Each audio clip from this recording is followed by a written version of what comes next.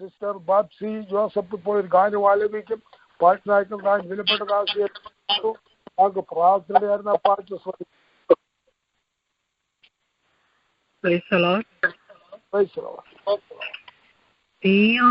സൈന്യമേ ഉണർന്നിടുവിൻ, ഒരുതു നിജയമെടുത്തു വിരുദു പ്രാപിക്കാം.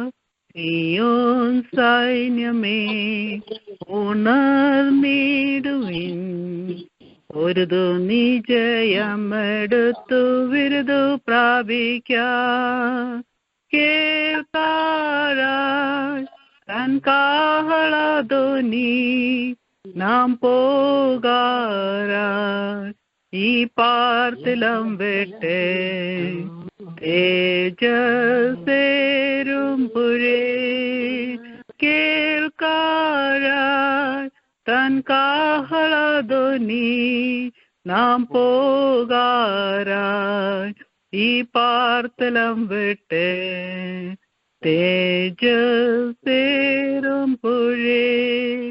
സർവായുധങ്ങൾ ധരിച്ചിടുക, ദുഷ്ടനോടെതിർത്തു നിന്നു വിജയം നേടുവാൻ.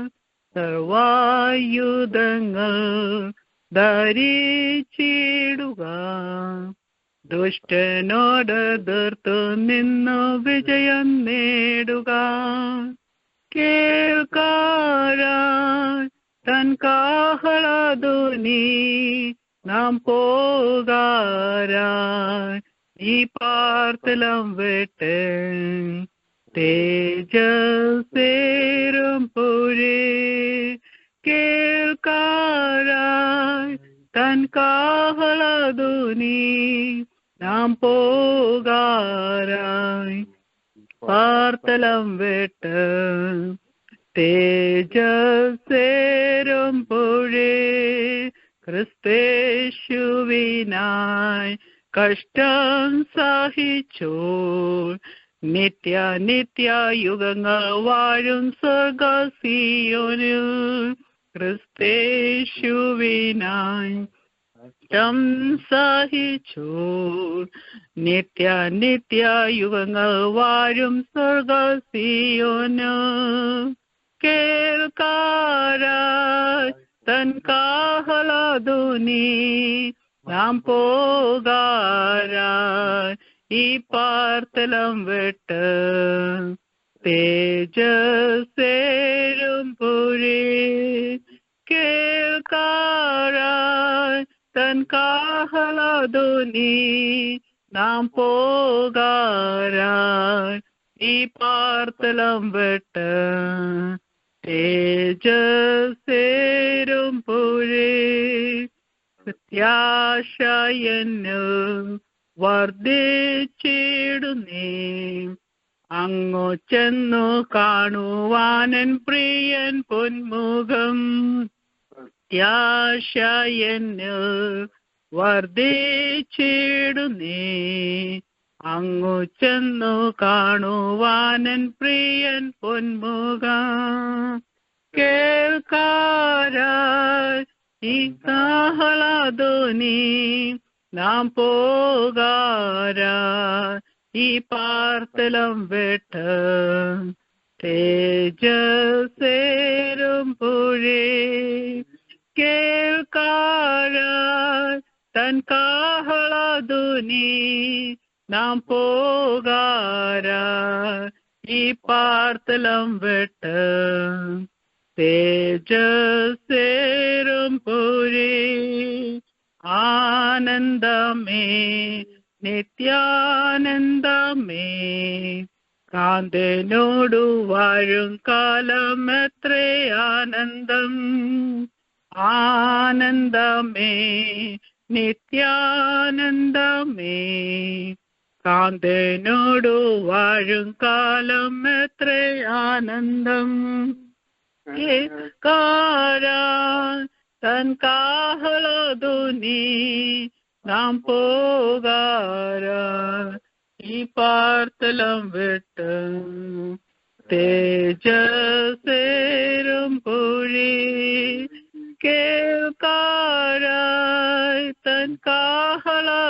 നീ നാം പോകാരാ ഈ പാർത്തലം വിട്ട് തേജസ്സേറും പൊഴേ സിയോൻ സൈന്യമേ ഉണർന്നിടുവിൻ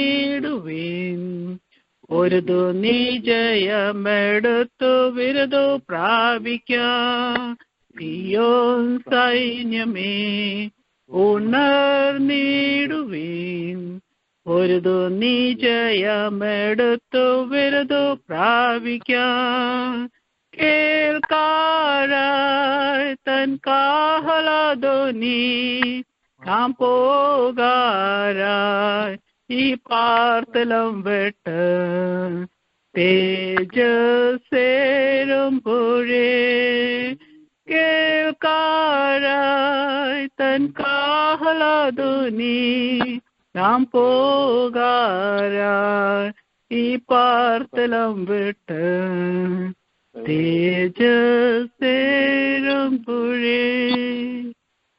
ആമേൻ. Thank you. God bless you. Thank you for beautiful song. Hallelujah. നമ്മുടെ പ്രത്യാശ പുതുക്കുന്ന വർദ്ധിപ്പിക്കുന്ന അനുഗ്രഹിക്കപ്പെട്ടൊരു ഗാനം ഈ രാത്രി കാലം പാടുവാൻ കർത്താവിന് വിലപ്പെട്ട ദാസിയെ ദൈവം സഹായിച്ചല്ലോ. പരിശുദ്ധാത്മാവിന്റെ നിറവിൽ നിറഞ്ഞ ഹാലലിയ ഹാലലിയ പാട്ട് ഹാലലിയ. നമ്മുടെ പ്രത്യാശ നാടിനെ നോക്കിക്കൊണ്ട് നമ്മൾ കാത്തിരിക്കുന്നു നമ്മുടെ പ്രിയന്റെ കാഹളം ധ്വനിക്കുവാൻ. ഹാലലിയ ഏറ്റവും ആസന്നമായി നമ്മുടെ പ്രിയന്റെ വരവ് ഏറ്റവും ആസന്നമായിരിക്കുന്നു. ഹാലലിയ. നാം ഈ അല്പകാലം ഭൂമിയിലെ ജീവിക്കുന്ന ജീവിതം ഹാലലിയ കർത്താവിന് വേണ്ടി ജ്വലിച്ച് പ്രകാശിക്കുവാൻ, ഒരു കൈത്തിരി പോലെ കർത്താവിന് വേണ്ടി എരിഞ്ഞ് ശോഭിക്കുവാൻ ഹാലലിയ കൃപ പ്രാപിച്ചുകൊണ്ട് ദൈവത്തിന് വേണ്ടി വലിയ ചെയ്യുവാൻ നമ്മളെ താഴ്ത്തി ഏൽപ്പിക്കാം. ആ പാട്ട് പാടിയപ്പോൾ നമ്മുടെ കർത്താവ് മഹത്വമെടുക്കുകയും അനുഗ്രഹ സമൃദ്ധി എല്ലാ മക്കളുടെ മേലും ദൈവം പകർന്നു പാടുന്നു പറയുന്നത് ഏറ്റവും അനുഗ്രഹിക്കപ്പെട്ടൊരു ശുശ്രൂഷയാവുന്നു. ഹാലേലൂയ സ്തോത്രം, ഹാലേലൂയ ഹാലേലൂയ സ്തോത്രം സ്തോത്രം. ഭക്തനായ ദാവീദ് പോലും ഹാലേലൂയ സ്തോത്രം 4000 പേരെ ഹാലേലൂയ സ്തോത്രം ചെയ്യുവാനും പാട്ട് സൂക്ഷിക്ക് വേണ്ടി ഹാലേലൂയ വാദ്യ ഉപകരണങ്ങൾ ഉപയോഗിച്ചുകൊണ്ട് മഹാരാജാവിനെ ആരാധിപ്പാൻ പാട്ടിന്റെ ഹാലേലൂയ ശ്രേഷ്ഠത ശുശ്രൂഷ എത്ര ശ്രേഷ്ഠതയാവുന്നുവെന്ന് നാം മനസ്സിലാക്കി ദൈവത്തിന് പാടുവാനും പ്രാർത്ഥിപ്പാനും ഹാലേലൂയ ഇടയായിത്തീരട്ടെ. ഹാലേലൂയ സ്തോത്രം സ്തോത്രം സ്തോത്രം ഹാലേലൂയ സ്തോത്രം ഹാലേലൂയ. നല്ല സ്വരവും നല്ല ശബ്ദവും കർത്താവിന് വേണ്ടി പാടുവാൻ ദൈവം കൊടുത്തിരിക്കുന്നുവല്ലോ. സ്വർഗത്തിലെ ദൈവമക്കളെ കുടുംബമായി കുഞ്ഞുങ്ങളെയും ഐശ്വര്യമായി അനുഗ്രഹിച്ച് ദീർഘായുസ്സുകൊണ്ട് നിത്യപ്പെടുത്തലോമാ പ്രേരണയിൽ ഒക്കെ അനുഗ്രഹ വിഷയമാക്കി ദൈവം നിർത്തിയിരിക്കുന്നു. ഹാലേലൂയ സ്തോത്രം സ്തോത്രം. പിന്നെയും അനുഗ്രഹിക്കപ്പെട്ട ഗാനങ്ങൾ പാടുവാൻ സ്വർഗത്തിലെ ദൈവം സഹായിക്കട്ടെ. Thank you. God bless you. Hallelujah hallelujah. വചനം ശുശ്രൂഷിപ്പാൻ പോകുന്ന ദൈവഭക്തനെ നമുക്ക് ദൈവകരങ്ങളിൽ ഏൽപ്പിച്ച് ദൈവത്തോട് പ്രാർത്ഥിക്കാം. വചനത്തിന്റെ വാതിൽ തുറന്ന് കിട്ടുവാൻ തക്കുന്ന അപ്പോസ്തലനായ പൗലോസ് ദൈവത്തിന്റെ അപ്പോസ്തലനായിരിക്കുന്ന ഹാലേലൂയ ശ്രേഷ്ഠൻ ഇരിക്കുന്ന ഹാലേലൂയ സാധുക്കളായ വിശ്വാസികളോട് വിളിച്ചു പറയുന്നു. ഹാലേലൂയ വചനത്തിന്റെ വാതിൽ തുറന്നു കിട്ടേണ്ടത് എനിക്ക് വേണ്ടി പ്രാർത്ഥിപ്പീൻ. സ്തോത്രം സ്തോത്രം. കർത്താവിന്റെ വചനം ശുശ്രൂഷിക്കുമ്പോൾ ഹാലേലൂയ സ്തോത്രം വചനത്തിന്റെ മർമ്മങ്ങൾ പൊരുളുകൾ തിരിച്ച് ഹാലേലൂയ പരിശുദ്ധാത്മാവിന്റെ നിറവിൽ ഹാലേലൂയ അഭിഷക്ത ശുശ്രൂഷ ചെയ്യുവാൻ ദൈവത്തിന്റെ പരിശുദ്ധാത്മാവ് ഉത്സാഹിപ്പിക്കുന്ന ശബ്ദത്തെ ആത്മാവ് ചുരുക്കമായി പ്രാർത്ഥിക്കാൻ. ഹല്ലേലൂയ സ്തോത്രം സ്തോത്രം. മഹാപരിശുദ്ധനും നീതിമാനുമാകുന്ന ഞങ്ങളുടെ സ്വർഗീയ പിതാവേ, കരുണയുള്ള ദൈവമേ, അപ്പാ നല്ല രാത്രിക്കായി നന്ദിയോടെ ദൈവത്തെ സ്തുതിക്കുന്നു, സ്തോത്രം ചെയ്യുന്നു. കർത്താവേ, ഒരു പ്രാവശ്യം കൂടി അപ്പച്ചാ ഞങ്ങളുടെ ആത്മീയ ഗ്രൂപ്പിൽ കടന്നു വരുവാനും ഈ രാത്രികാലം ഞങ്ങൾക്ക് ഒരുമിച്ച് എൻ്റെ കർത്താവിന്റെ സന്നിധാനെ കർത്താവെ ഒരുമിച്ച് കൂടി ഞങ്ങളുടെ വലിയവനാകുന്ന ദൈവത്തെ സ്തുതിപ്പാനും മഹത്വപ്പെടുത്തുവാനും എൻ്റെ കർത്താവെ ഞങ്ങൾക്ക് ഈ ഭൂമിയിൽ ഒരു സാവകാശം കൂടി എൻ്റെ കർത്താവ് ഒരുക്കി തന്നതോട്ട് നന്ദിയോടെ ദൈവത്തെ സ്തുതിക്കുന്നു, മഹത്വപ്പെടുത്തുന്നു. നാഥാ ദൈവമേ, സ്തോത്രാണ്ടിന്റെ ആരംഭം മുതൽ ഇത്രത്തോളം അപ്പാ നിന്റെ കൃപയിൽ ഞങ്ങൾ ഓരോരുത്തരെയും സൂക്ഷിച്ചല്ലോ. ഞങ്ങൾ ഓരോ നിമിഷവും ജീവനോടെ ആയിരിക്കുന്നത് ഞങ്ങളുടെ ദൈവത്തിന്റെ മഹാകരുണയെ നോർത്തുകൊണ്ട് നന്ദി നിറഞ്ഞ ഹൃദയത്തോടെ ഒരിക്കൽ കൂടെ അപ്പാ രാത്രികാലം എൻ്റെ കർത്താവ് ഞങ്ങളെ തന്നെ താഴ്ത്തുന്നു, സമർപ്പിക്കുന്നു. അപ്പൊ ആത്മാവ് ഞങ്ങളോട് ഇടപെട്ടാട്ടെ. മഹത്വമാനം എല്ലാം പിതാവ് തന്നെ എടുക്കണം. യേശു ക്രിസ്തുവിന്റെ ധന്യമുള്ള നാമത്തിൽ തന്നെ ആമേൻ. ആമേൻ. Thank you. God bless you. പരിശുദ്ധാത്മാവിന്റെ നിറവിൽ പ്രാർത്ഥിച്ച പ്രാർത്ഥന എത്ര ശ്രേഷ്ഠമാകുന്നു. ഹാലേലൂയ. അനേക വിഷയങ്ങൾ പരിശുദ്ധാത്മാവിന്റെ നിയോഗത്താൽ പ്രാർത്ഥിക്കുമല്ലോ. ഹാലേലൂയ. Thank you, thank you, thank you, thank you. God bless you. ഹാലേലൂയ. ഐശ്വര്യമായ അനുഗ്രഹങ്ങൾ നമ്മുടെ മേൽ ദൈവം പകരുകയാവുന്ന സ്തോത്രം. മഹാരാജാവിന്റെ സന്നിധി കഴിക്കുന്ന ഒരു ദിവസം ഉത്തമമാകുന്നു. എത്ര ഭാഗ്യകരമായ ദിവസത്തിലേക്കൊന്ന് കടന്നു വരുന്നത്. നമുക്ക് സൗഖ്യം, സന്തോഷം, സ്വസ്ഥത, സമാധാനം, വാഗ്ദത്തം ചെയ്ത മുഴുവൻ അനുഗ്രഹങ്ങൾ നമ്മുടെ മേൽ ദൈവം പകരുകയാകുന്നു. ഒരേതൊരു ചിന്തിക്കുന്ന ഒരു അനുഗ്രഹം എവിടെ നിന്ന് വരും? ഈ പ്രയർ ലൈനിൽ കൂടെ പകരുന്ന അനുഗ്രഹ സമൃദ്ധി എത്ര ശ്രേഷ്ഠമായ നമ്മളെല്ലാവരും അനുഭവിക്കുന്നു. സ്തോത്രം. മഹാരാജാവിന്റെ സാന്നിധ്യം. ഹാലേലൂയ. എത്ര കേട്ടാലും കേട്ടാലും കേട്ടാലും കൊതിയും മതിയും തീരാത്ത തേനിലും തേൻകട്ടിലും മധുരമേറിയ ദൈവത്തിന്റെ വചനം നമുക്ക് കേൾപ്പാൻ യഹോവയുടെ വചനം. Hallelujah, hallelujah. ഇന്ന് രാത്രികാലം വചന കേൾവിലുള്ള അനുഗ്രഹ സമൃദ്ധി അനുഭവിപ്പാൻ നമുക്കെല്ലാവർക്കും ഇടയായി തീരട്ടെ. പ്രമാനവും സ്തോത്രം, സ്തോത്രം, സ്തോത്രം. വചന സൂക്ഷിക്കാൻ കർത്താവിന്റെ വിലപ്പെട്ട ദാസൻ ഹാലിലെ ഇവാഞ്ചലിസ്റ്റ് ജോസഫ് പാലുമട്ടത്തെ ഹാലിലിയ ആദരവോടും സ്നേഹത്തോടും കൂടെ ഒക്കലോമാ പ്രേരണയിലേക്ക് ക്ഷണിക്കുന്നു. ഫിലദൽഫിയ സിറ്റിയിൽ നിന്ന് നമുക്ക് വളരെ ഭയഭക്തിയോടും പ്രേരണയോടും ഹാലിലിയ ദിവസങ്ങളിലായിരിക്കാം. വചന സൂക്ഷിക്കാൻ കർത്താവിന്റെ വിലപ്പെട്ട ദാസൻ ഇവാഞ്ചലിസ്റ്റ് ജോസഫ് പാലുമട്ടത്തെ ആദരവോട് സ്നേഹത്തോടും കലാപ പ്രേരണയിൽ ക്ഷണിക്കുന്നു. ഹല്ലേലൂയ. സ്തോത്രം. ദൈവനാമം വാഴ്ത്തപ്പെടുമാറാകട്ടെ. ബസ്സിനെ കേൾക്കാമല്ലോ അല്ലേ? കേൾക്കാം, കേൾക്കാം. ഓക്കെ. ഈ നല്ല വൈകിയ വേളയ്ക്കായി ദൈവത്തെ സ്തുതിക്കുന്നു.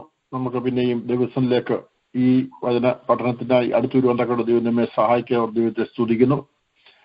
ഈ മീറ്റിംഗിന് നേതൃത്വം വിലയേറിയ ദൈവദാസനെ ഓർത്ത് ദൈവത്തിന് സ്തോത്രം ചെയ്യുന്നു. ദൈവധാരാളമായി ദൈവദാസനെ അനുഗ്രഹിക്കട്ടെ. പാട്ടുപാടി വെബ്സി പ്രാർത്ഥിച്ച പ്രിയ ദേവദാസിയും ദൈവധാരാളമായി അനുഗ്രഹിക്കുകയും സഹായിക്കുകയും ചെയ്യട്ടെ. ഒക്കലോമ പ്രയർ ലൈന് നേതൃത്വം നൽകി വരുന്ന പ്രിയ കർത്താവ് ദാസൻ സാക്ഷിറിയാൻ സിസ്റ്റർ ബിജി മക്കള് അവരെ ദൈവം ധാരാളമായി അനുഗ്രഹിക്കട്ടെ. അവരുടെ ആ പ്രവർത്തനങ്ങൾ അനേകർക്ക് അനുഗ്രഹവും വിടുതൽ കാരണം തരുവാനും പ്രത്യേക ഈ പ്രയർ ലൈനിൽ ഉണ്ടാക്കുന്ന പ്രാർത്ഥനകൾ അത് അനേകർക്ക് അനുഗ്രഹത്തിന് തരുവാൻ ദൈവം സഹായിക്കട്ടെ. ഈ പ്രയർ ലൈനിൽ എന്നെ ശ്രദ്ധിക്കുന്ന എല്ലാവരെയും ഓർ ദൈവത്തെ സ്തുതിക്കുന്നു. വേഗം വരുന്ന യേശു ക്രിസ്തുനാമത്തിലുള്ള സ്നേഹവന്ദനങ്ങളെ അറിയിക്കുന്നു. നമ്മൾ കഴിഞ്ഞ 11 ക്ലാസ്സുകൾ കഴിഞ്ഞു. ഈ ഫിലിപ്പിയ ലേഖനത്തിലുള്ള 12ാമത്തെ ബൈബിൾ സ്റ്റഡിയിലേക്ക് എല്ലാവരെയും യേശു ക്രിസ്തുനാമത്തിൽ സ്വാഗതം ചെയ്യുന്നു. ഇന്ന് വൈകിയ സമയത്ത് നമ്മൾ ചിന്തിക്കാനായിട്ട് ഫിലിപ്പിയ ലേഖനം 2-ാം അധ്യായം അതിന്റെ 5-ാമത്തെ വാക്യമാണ് പ്രധാനമായും ചിന്തിക്കുവാൻ ആഗ്രഹിക്കുന്നത്. ഞാൻ ആ വാക്യം ഇവിടെ വായിക്കുന്നു. Philippians chapter 2 verse 5. ക്രിസ്തുയേശുവിലുള്ള ഭാവം തന്നെ നിങ്ങളിലും ഉണ്ടായിരിക്കട്ടെ. Let this mind be in you which was also in Christ Jesus. നമുക്കൊരു പ്രാർത്ഥിച്ചിട്ട് മുന്നോട്ട് കടന്നു പോകാം. ഹല്ലേലൂയ. പരിശുദ്ധനായ ദൈവമേ, ഞങ്ങളുടെ സ്വർഗ്ഗപിതാവേ, നല്ല രാത്രി വേളയ്ക്കായി അങ്ങേ സ്തുതിക്കുന്നു. അവിടുത്തെ പാദപീഠയെ പകലത്തെ തിരക്കൊക്കെ കഴിഞ്ഞ് അടുത്തു വരുവാനും അവിടുത്തെ വചനത്തിന് മുമ്പാകെ ആയിരിക്കാനും ഞങ്ങൾ സഹായിക്കൽ അങ്ങേ സ്തുതിക്കുന്നു. ഈ ലോകം വളരെ പ്രശ്നസങ്കീർണമായ അവസ്ഥയിലൊക്കെ കടന്നു പോകുന്നു. അതിന്റെ മധ്യത്തിൽ അവിടെയിടങ്ങളായി അവിടെ നിങ്ങളെ സൂക്ഷിക്കുന്നല്ലോ, സഹായിക്കുന്നല്ലോ, പരിപാലിക്കുന്നല്ലോ. അതോർത്ത് അങ്ങേ സ്തുതിക്കുന്നു. അവിടുത്തെ പുത്രനെ ഞങ്ങൾക്ക് വേണ്ടി ആവശ്യയാഗമാക്കി തീർത്ത് ആ രക്താൽ നിങ്ങളെ വിലയ്ക്ക് വാങ്ങി ഓർത്ത് അങ്ങേ സ്തുതിക്കുന്നു. ഈ രാത്രി കാലം ദൈവമേ അവിടുത്തെ വചനത്തിന്റെ മുമ്പാകെ ആയിരിക്കുമ്പോൾ വചനത്തിലൂടെ അടിയോട് സംസാരിക്കുമാറാണമേ. ഞങ്ങൾ ഇവിടെ ചിന്തിക്കുന്ന വിഷയം ക്രിസ്തുവിലുള്ള ഭാവം തന്നെ നിങ്ങളിലും ഉണ്ടായിരിക്കട്ടെ. ഈ കേൾക്കുന്ന വചനം ഞങ്ങൾ അത് ഏറ്റെടുക്കുമ്പോൾ ആ ക്രിസ്തുവിലുള്ള ഭാവത്തിലേക്ക് ഞങ്ങൾ കുറച്ചുകൂടി അടുത്തു വരുവാന് ആ വചനം ഞങ്ങളുടെ ഉള്ളിൽ ആവുവാന് അങ്ങനെ അങ്ങ് യഥാർത്ഥമായി പിൻപറ്റി നിരാത്തിരുവന്നക്കണം ഞങ്ങൾ എല്ലാവരെയും അവിടുന്ന് സഹായിക്കണമേ. ഈ ഫോണിലായിരിക്കുന്ന എല്ലാവരെയും ഓർക്കുന്നു, ഓരോരുത്തരെയും അവിടുന്ന് സഹായിക്കണം. ഈ ദൈവത്തിന്റെ വചനം ഓരോരുത്തരുടെ ഉള്ളങ്ങളോട് ഇടപെടുവാണ്. അത് ഓരോരുത്തർക്കും വിടുതൽ കാരണത്തിന് ഇടയാക്കണമേ. മീറ്റിംഗിലേടിയ ദൈവദാസനെ സഹായിക്കണമേ. ഈ ഫോണിലേക്ക് എല്ലാവരെയും അവിടുന്ന് അനുഗ്രഹിക്കുകയും ധാരാളമായി സഹായിക്കുകയും ചെയ്യുമാറാണമേ. അടിയനെ തിരുക്കരങ്ങളിൽ ഏൽപ്പിക്കുന്നു. ഒരുമിച്ച് ഞങ്ങൾ ഈ വചനവുമായി തിരുസണ്ടായിരിക്കുമ്പോൾ അതടിയങ്ങൾക്കെല്ലാം അനുഗ്രഹവും വിടുതൽ കാരണമാക്കി തീർക്കണം. തിരുനാമം മാതോടൊപ്പം ഉണ്ടാക്കണമേ. യേശു ക്രിസ്തുവോട് അപേക്ഷിക്കുന്ന കേൾക്കണം. സ്വർഗ്ഗപിതാവേ, ആമേൻ. സ്തോത്രം. നമ്മൾ വായിച്ച വേദഭാഗം ഫിലിപ്പിയർക്ക് ലേഖനം 2-ാം അധ്യായം 5-ാം വാക്യം. ക്രിസ്തുവിലുള്ള ഭാവം തന്നെ നിങ്ങളിലും ഉണ്ടായിരിക്കട്ടെ. ഫിലിപ്പിയ ലേഖനം 2-ാം അധ്യായം 1 മുതൽ 4 വരെയുള്ള വാക്യങ്ങളിൽ നമ്മൾ കഴിഞ്ഞ ആഴ്ച ചിന്തിച്ചു. ഐക്യത്തിനും സൗമ്യതയ്ക്കുമുള്ള ആഹ്വാനം നൽകിയ ശേഷം 5 മുതൽ 11 വരെയുള്ള വാക്യങ്ങളിൽ ക്രിസ്തുവിന്റെ ത്യാഗം, നിസ്വാർത്ഥത, താഴ്മ, സൗമ്യത എന്നീ കാര്യങ്ങൾ പൗലോസ് എടുത്തു പറയുന്നത് നമുക്ക് കാണാൻ സാധിക്കും. സ്വർഗത്തിലെ അതുല്യമായ മഹത്വത്തെ മാറ്റിവെച്ച ശേഷം ദാസവേഷം ധരിച്ചുകൊണ്ട് നീചമായ ക്രൂശുമരണത്തോളം അനുസരണമുള്ളവനായി തീർന്ന ക്രിസ്തുവിന്റെ മാതൃക പൗലോസിലൂടെ ഉയർത്തിക്കാണിക്കാൻ നമുക്ക് കാണാൻ സാധിക്കും. രക്ഷിക്കപ്പെടുന്ന ഒരു വ്യക്തി ആത്മീയ വളർച്ച പ്രാപിക്കുകയും ക്രിസ്തുതുല്യമായ മനോഭാവമുള്ളവരായി തീർന്ന വിശുദ്ധഗണമായി ലോകം അറിയത്തക്ക വിധം എല്ലായ്പ്പോഴും സ്വഭാവ വൈശിഷ്ട്യമുള്ളവരായി തീരണം എന്നുള്ളതാണ് ദൈവം നമ്മെ പറ്റി ആഗ്രഹിക്കുന്നത്. ക്രൈസ്തവ ഉപദേശവും പ്രായോഗിക ജീവിതവും ഇവിടെ സമന്വയിപ്പിക്കുന്ന നമുക്ക് കാണാൻ സാധിക്കും. ദൈവജനം നിസ്വാർത്ഥവും ത്യാഗപരവുമായ ജീവിതം നയിക്കുന്ന തീരണം. സ്വന്തം ഗുണം മാത്രം നോക്കാതെ മറ്റുള്ളവരുടെ ക്ഷേമം കൂടെ അന്വേഷിക്കുന്നവരായിരിക്കണമെന്ന് ക്രിസ്തു ജീവിത മാതൃകയെ കാണിച്ച് നമ്മെ ഉദ്ബോധിപ്പിക്കുകയാണ് അപ്പോസ്തലൻ പൗലോസ് ഇവിടെ. ക്രിസ്തു ശാസ്ത്രപരമായ അല്ലെങ്കിൽ ക്രൈസ്റ്റോളജി എന്ന് പറയുന്ന ആ ക്രിസ്തു ശാസ്ത്രപരമായി പുതിയ നിയമത്തിലുള്ള ആഴത്തിലുള്ള പ്രാധാന്യമേറിയ ഭാഗങ്ങൾ ഒന്നാണ് നമുക്കിവിടെ കാണാൻ സാധിക്കുന്നത്. ഫിലിപ്പിയർ 2:5 മുതൽ 11 വാക്യങ്ങളുടെ ആ ഭാഗത്തെ അടിസ്ഥാനമാക്കിയാണ് ക്രിസ്തുവിന്റെ സ്വയം പരിവർജന സിദ്ധാന്തം കെനോട്ടിക് തിയറി എന്ന പ്രമാണത്തിന് വേദപണ്ഡിതന്മാർ രൂപം നൽകിയത്. ഈ ഭാഗം ഭാഷയിലും ശൈലിയിലും രൂപത്തിലും ഇതര ഭാഗങ്ങളെ അപേക്ഷിച്ച് ഞാൻ പറയുന്നത് ഫിലിപ്പിയർ 2 5 മുതൽ 11 വാക്യങ്ങൾ ആ ഭാഷയിലും ശൈലിയിലും രൂപത്തിലും ഇതര ഭാഗങ്ങളെ അപേക്ഷിച്ച് വ്യത്യാസമുള്ളതാകിയാൽ ഇത് പൗലോസ് എഴുതിയതല്ല എന്ന് പറഞ്ഞിട്ടുണ്ട്. യഹൂദ പശ്ചാത്തലത്തിൽ നിന്നുകൊണ്ട് നേരത്തെ ഉണ്ടായിരുന്ന ഒരു ക്രിസ്തീയ ഗാനം ഇവിടെ പൗലോസ് ഉദ്ധരിക്കുകയാണെന്ന് അവർ കരുതുന്നു. എന്നാൽ മറ്റൊരു കൂട്ടർ ഈ ഗാനം പൗലോസ് തന്നെ ഈ സന്ദർഭത്തിൽ ഗ്രഹിച്ചാണെന്ന് ചിന്തിക്കുന്നുണ്ട്. ക്രിസ്റ്റോളജിയെ പറ്റി ഇത്ര മനോഹരമായി സംക്ഷിപ്തമായി പ്രസ്താവിക്കുന്ന ഭാഗങ്ങൾ വേദപുസ്തകത്തിൽ തന്നെ വളരെ വിരളമായി ഉള്ളൊരു കാര്യമാണ്. ക്രിസ്തു ശാസ്ത്രപരമായി എഴുതപ്പെട്ടുള്ള മറ്റു ചില വചനഭാഗങ്ങൾ കൂടെ ഇവിടെ പറഞ്ഞിട്ട് മുമ്പോട്ട് കടന്നാൻ ആഗ്രഹിക്കുകയാണ്. 2 കൊരിന്ത്യർക്ക് ലേഖനം അതിന്റെ 8 വാക്യത്തിൽ ഇങ്ങനെ നമ്മൾ വായിക്കുന്നു: നമ്മുടെ കർത്താവായ യേശു ക്രിസ്തു സമ്പന്നൻ ആയിരുന്നിട്ടും അവന്റെ ദാരിദ്ര്യത്താൽ നിങ്ങൾ സമ്പന്നർ ആകേണ്ടതിന് നിങ്ങൾ നിമിത്തം ദരിദ്രനായി തീർന്ന കൃപ നിങ്ങൾ അറിയുന്നില്ല. ഒരു കൂടി വായിക്കുന്നു: നമ്മുടെ കർത്താവായ യേശു ക്രിസ്തു സമ്പന്നനായിരുന്നിട്ടും അവന്റെ ദാരിദ്ര്യത്താൽ നിങ്ങൾ സമ്പന്നർ ആകേണ്ടതിന് നിങ്ങൾ നിമിത്തം ദരിദ്രനായി തീർന്ന കൃപ നിങ്ങൾ അറിയുന്നുവല്ലോ. പിന്നെ കൊലോസ്യർക്ക് എഴുതിയ 1:15 വാക്യം: അവൻ അദൃശ്യനായ ദൈവത്തിന്റെ പ്രതിമയും സർവ്വ സൃഷ്ടിക്കും ആദ്യ ജാതനമാകുന്നു. അവൻ അദൃശ്യനായ ദൈവത്തിന്റെ പ്രതിമയും സർവ്വ സൃഷ്ടിക്കും ആദ്യ ജാതനമാകുന്നു. എബ്രായർക്ക് ലേഖനം 1 മുതൽ 3 വരെയുള്ള വാക്യങ്ങൾ ദൈവം പണ്ട് ഭാഗമായിട്ടും വിവിധമായിട്ടും പ്രവാചകന്മാർ മുഖാന്തരം പിതാക്കന്മാരോട് അരുളി ചെയ്തിട്ട് ഈ അന്ത്യകാലത്ത് പുത്രൻ മുഖാന്തരം നമ്മോട് അരുളി ചെയ്തിരിക്കുന്നു. അവനെ താൻ സകലത്തിനും അവകാശിയാക്കി വെച്ചു. അവൻ മുഖാന്തരം ലോകത്തെയും ഉണ്ടാക്കി. അവന്റെ തേജസ്സിന്റെ പ്രഭയും തത്വത്തിന്റെ മുദ്രയും സകലത്തെയും തന്റെ ശക്തിയുള്ള വചനത്താൽ വഹിക്കുന്നവനുമാകൊണ്ട് പാപങ്ങൾക്ക് പരിഹാരം ഉണ്ടാക്കിയ ശേഷം ഉയരത്തിൽ മഹിമയുടെ വലത്ത് ഭാഗത്ത് ഇരിക്കുകയും ചെയ്തു. യോഹന്നാന്റെ സുവിശേഷം 1 മുതൽ 4 വരെയുള്ള വാക്യങ്ങളും അതിന്റെ 14 വാക്യവും: ആദിയിൽ വചനം ഉണ്ടായിരുന്നു, വചനം ദൈവത്തോടുകൂടിയായിരുന്നു, വചനം ദൈവമായിരുന്നു, അവൻ ആദിയിൽ ദൈവത്തോട് കൂടെയായിരുന്നു. സകലവും അവൻ മുഖാന്തരം ഉളവായതൊന്നും അവനെ കൂടാതെ ഉളവായതല്ല. അവനിൽ ജീവൻ ഉണ്ടായിരുന്നു, ജീവൻ മനുഷ്യരുടെ വെളിച്ചമായിരുന്നു. വചനം ജഡമായി തീർന്നു. 14 വാക്യം: വചനം ജഡമായി തീർന്നു, കൃപയും സത്യവും നിറഞ്ഞവനായി നമ്മുടെ ഇടയിൽ പാർത്തു. ഞങ്ങൾ അവന്റെ തേജസ് പിതാവിൽ നിന്ന് ഏകജാതനായവന്റെ തേജസ്സായി കണ്ടു. ഈ ഭാഗങ്ങൾ ഇതിനോട് ചേർന്ന് നിൽക്കുന്ന ക്രൈസ്റ്റോളജിയുമായി ചേർന്ന് നിൽക്കുന്ന വചനഭാഗങ്ങളാണ്. ഈ വാക്യങ്ങളുടെ ഉദ്ധരിച്ചിൽ നിന്നും അതിന്റെ ക്രിസ്തു ശാസ്ത്രപരമായുള്ള പ്രാധാന്യം മനസ്സിലാക്കുവാൻ കഴിയുന്നത് കൊണ്ട് അതാണല്ലോ ഞാൻ വായിച്ചിട്ട് ഉദ്ദേശം. അതുകൊണ്ട് കൂടുതൽ വിശദീകരിക്കാതെ ഞാൻ അടുത്ത ഭാഗത്തേക്ക് കടക്കുകയാണ്. നമ്മൾ വായിച്ച വേദഭാഗം 2 ഫിലിപ്പിയ ലേഖനം 2 5 വാക്യം: ക്രിസ്തുവിലുള്ള ഭാവം തന്നെ നിങ്ങളിലും ഉണ്ടായിരിക്കട്ടെ. ക്രിസ്തുവിന്റെ ഭാവം, മൈൻഡ് എന്ന് പറഞ്ഞാൽ ക്രിസ്തുവിൽ പ്രകടമായ മനോഭാവം, പെരുമാറ്റത്തിന്റെ രീതി എന്നാണ് അർത്ഥമാക്കുക. അതിന് മൈൻഡ് സെറ്റ്, മൈൻഡ്, ആറ്റിറ്റ്യൂഡ് എന്നീ വാക്കുകളാണ് ക്രിസ്തുവിന്റെ ഭാവം എന്നതിന് വിവിധ ഭാഷാന്തരങ്ങൾ ഉപയോഗിച്ചിട്ടുള്ള വാക്കുകൾ. നിങ്ങളുടെ മനോഭാവം ക്രിസ്തുവിന്റെ തന്നെ ആയിരിക്കട്ടെ എന്നാണ് ഇവിടെ സൂചിപ്പിക്കുന്നത്. ഒരു വ്യക്തിയുടെ സ്വഭാവം എന്നത് വ്യക്തിത്വത്തിൽ കാണുന്ന പ്രത്യേകതകളാണ്. വ്യക്തിത്വവും സ്വഭാവവും ഒത്തിണങ്ങിയ ഏക മാതൃകാ പുരുഷനായിരുന്നു ക്രിസ്തു. കൊലോസ്യർ 1:15 അധ്യായത്തില് 15-19 വാക്കിലാണതുപോലെ ക്രിസ്തു ദിവ്യ സ്വഭാവത്തിലെ തികവും മനുഷ്യത്വത്തിൽ പരിപൂർണനുമായിരുന്നു. ദൈവത്തിന് തന്റെ സ്വഭാവം ത്യജിക്കാൻ കഴിയില്ല. അതിനാൽ ക്രിസ്തു സാക്ഷാൽ ദൈവവും സാക്ഷാൽ മനുഷ്യനും ആയിരുന്നു. തന്നിലെ വിശുദ്ധി, സ്നേഹം, സൗമ്യത, താഴ്മ, മനസ്സലിവ്, പ്രാർത്ഥനാ ജീവിതം, ആർദ്രത, കരുണ തുടങ്ങി നിരവധി സ്വഭാവ ശ്രേഷ്ഠതകളും സദ്ഗുണങ്ങളും വിശദമായി പഠിക്കേണ്ടതും നാം ജീവിതത്തിൽ പകർത്തി എടുക്കേണ്ടതുമായ കാര്യങ്ങളാണ്. യേശുക്രിസ്തുവിന്റെ സ്വഭാവ മഹിമയാണ് തന്റെ ശിഷ്യ ഗണങ്ങളിൽ വിളങ്ങി കാണേണ്ടതായിട്ടുള്ള കാര്യം. നമ്മളുടെ ക്രിസ്തുവിന്റെ സദ്ഗുണങ്ങൾ ലോകക്കാർ കണ്ട് അവരും നമ്മളുടെ ക്രിസ്തുവിലേക്ക് ആകർഷിക്കപ്പെടുകയും രക്ഷിക്കപ്പെടുകയും ചെയ്യണമെന്നാണ് ദൈവം ആഗ്രഹിക്കുന്നത്. ക്രിസ്തു യേശുവിലെ സ്വഭാവ ഗുണങ്ങൾ ഉണ്ടായിരിക്കേണ്ട സ്ഥാനത്ത് ലോക മനുഷ്യന്റെ സ്വഭാവവും ലോകത്തിന്റെ വഴികളും ഒരുവൻ പിൻപറ്റുമ്പോൾ ആ വ്യക്തിയിലൂടെ ദൈവനാമം മഹത്വം എടുക്കേണ്ടതിന് പകരം ദൈവനാമം ദുഷിക്കുന്നതിന് ഇടയായിത്തീരും എന്നുള്ളൊരു സംശയമില്ല. രക്ഷിക്കപ്പെടുന്നവര് ലോകത്തെയും അതിനുള്ള സകലത്തെയും ത്യജിച്ച് മനഃപൂർവ്വമായി ദൈവ വഴികളിൽ നടക്കുവാൻ തീരുമാനിക്കുകയാണ് ആവശ്യമായിരിക്കുന്നത്. ആ സ്ഥാനത്ത് ലോകത്തിലെ സ്ഥാനങ്ങളും മാനങ്ങളും പദവികളും അതിലൂടെ ഉണ്ടാകാൻ സാധ്യതയുള്ള ലോകപരമായ നേട്ടങ്ങളും ലക്ഷ്യമാക്കി വിശ്വാസികൾ നയിക്കുവാൻ ഇറങ്ങിത്തിരിച്ചാല് അവരിലൂടെ ദൈവനാമം മഹത്വം കൊടുക്കാൻ ഇടയായിത്തീരത്തില്ല. അത് ദൈവനാമം ദുഷിക്കപ്പെടും അവരിൽ ഇടയായിത്തീരും. അങ്ങനെയുള്ളവർക്ക് നിത്യ തന്നെ നഷ്ടപ്പെടുന്ന ഇടയായിത്തീരും എന്നുള്ള നമുക്ക് മനസ്സിലാക്കാൻ സാധിക്കും.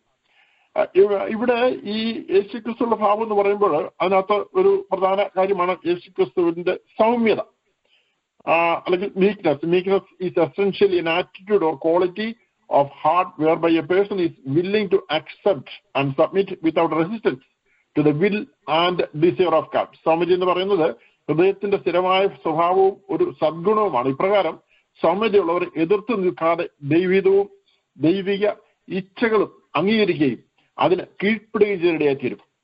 മത്തായി സുവിശേഷം അതിന്റെ 11-ാം അധ്യായം 29-ാം വാക്യത്തിൽ ഇങ്ങനെ വായിക്കുന്നുണ്ട്: ഞാൻ സൗമ്യതയും താഴ്മയും ഉള്ളവനാകിയാൽ എന്റെ മുഖം ഏറ്റുകൊണ്ട് എന്നോട് പഠിപ്പിൻ, എന്നാൽ നിങ്ങളുടെ ആത്മാക്കൾക്ക് ആശ്വാസം കണ്ടെത്തും.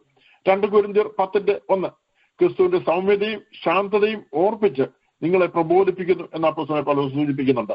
മത്തായി സുവിശേഷം 21:4 സിയോൻ പുത്രിയോട് ഇതാ നിന്റെ രാജാവ് സൗമ്യനായി കഴുതപ്പുറത്തും മൃഗത്തിന്റെ കുട്ടിയുടെ പുറത്തും കയറി നിന്റെ അടുക്കൽ വരുന്നു എന്ന് പറവി എന്നോട് വായിക്കുന്നു. ഈ വാക്യങ്ങളിലൊക്കെ കാണുന്നത് യേശുക്രിസ്തുവിന്റെ സൗമ്യതയെപ്പറ്റി എടുത്തു പറയുന്ന കാര്യങ്ങളാണ്. യേശുക്രിസ്തു ദൈവകാര്യത്തിന് വേണ്ടി യഹൂദാ ഗോത്രത്തിലെ സിംഹം പോലെയും അതേസമയം സ്വന്തം കാര്യങ്ങൾക്ക് വേണ്ടി ദൈവത്തിന്റെ കുഞ്ഞാട് പോലെയും സൗമ്യനായിരുന്നു നമുക്ക് വരുത്തി കാണാൻ സാധിക്കും. പുതിയ നിയമത്തിന്റെ മധ്യസ്ഥനായിരുന്ന യേശുക്രിസ്തുവിനെ കുറിച്ചാണ് ഇവിടെ പ്രതിപാദിച്ചതെങ്കിൽ ദൈവത്തോട് അടുത്തിലും തോറും ഒരുവന് സൗമ്യത വർദ്ധിച്ചുകൊണ്ടേയിരിക്കും. ദൈവത്തോട് മനുഷ്യനായിരിക്കും തന്നെ ദൈവത്തോട് അടുത്തിടപെട്ട ഒരു വ്യക്തിയായിരുന്ന പഴയ നിയമത്തിന്റെ മധ്യസ്ഥനായിരുന്ന മോശ.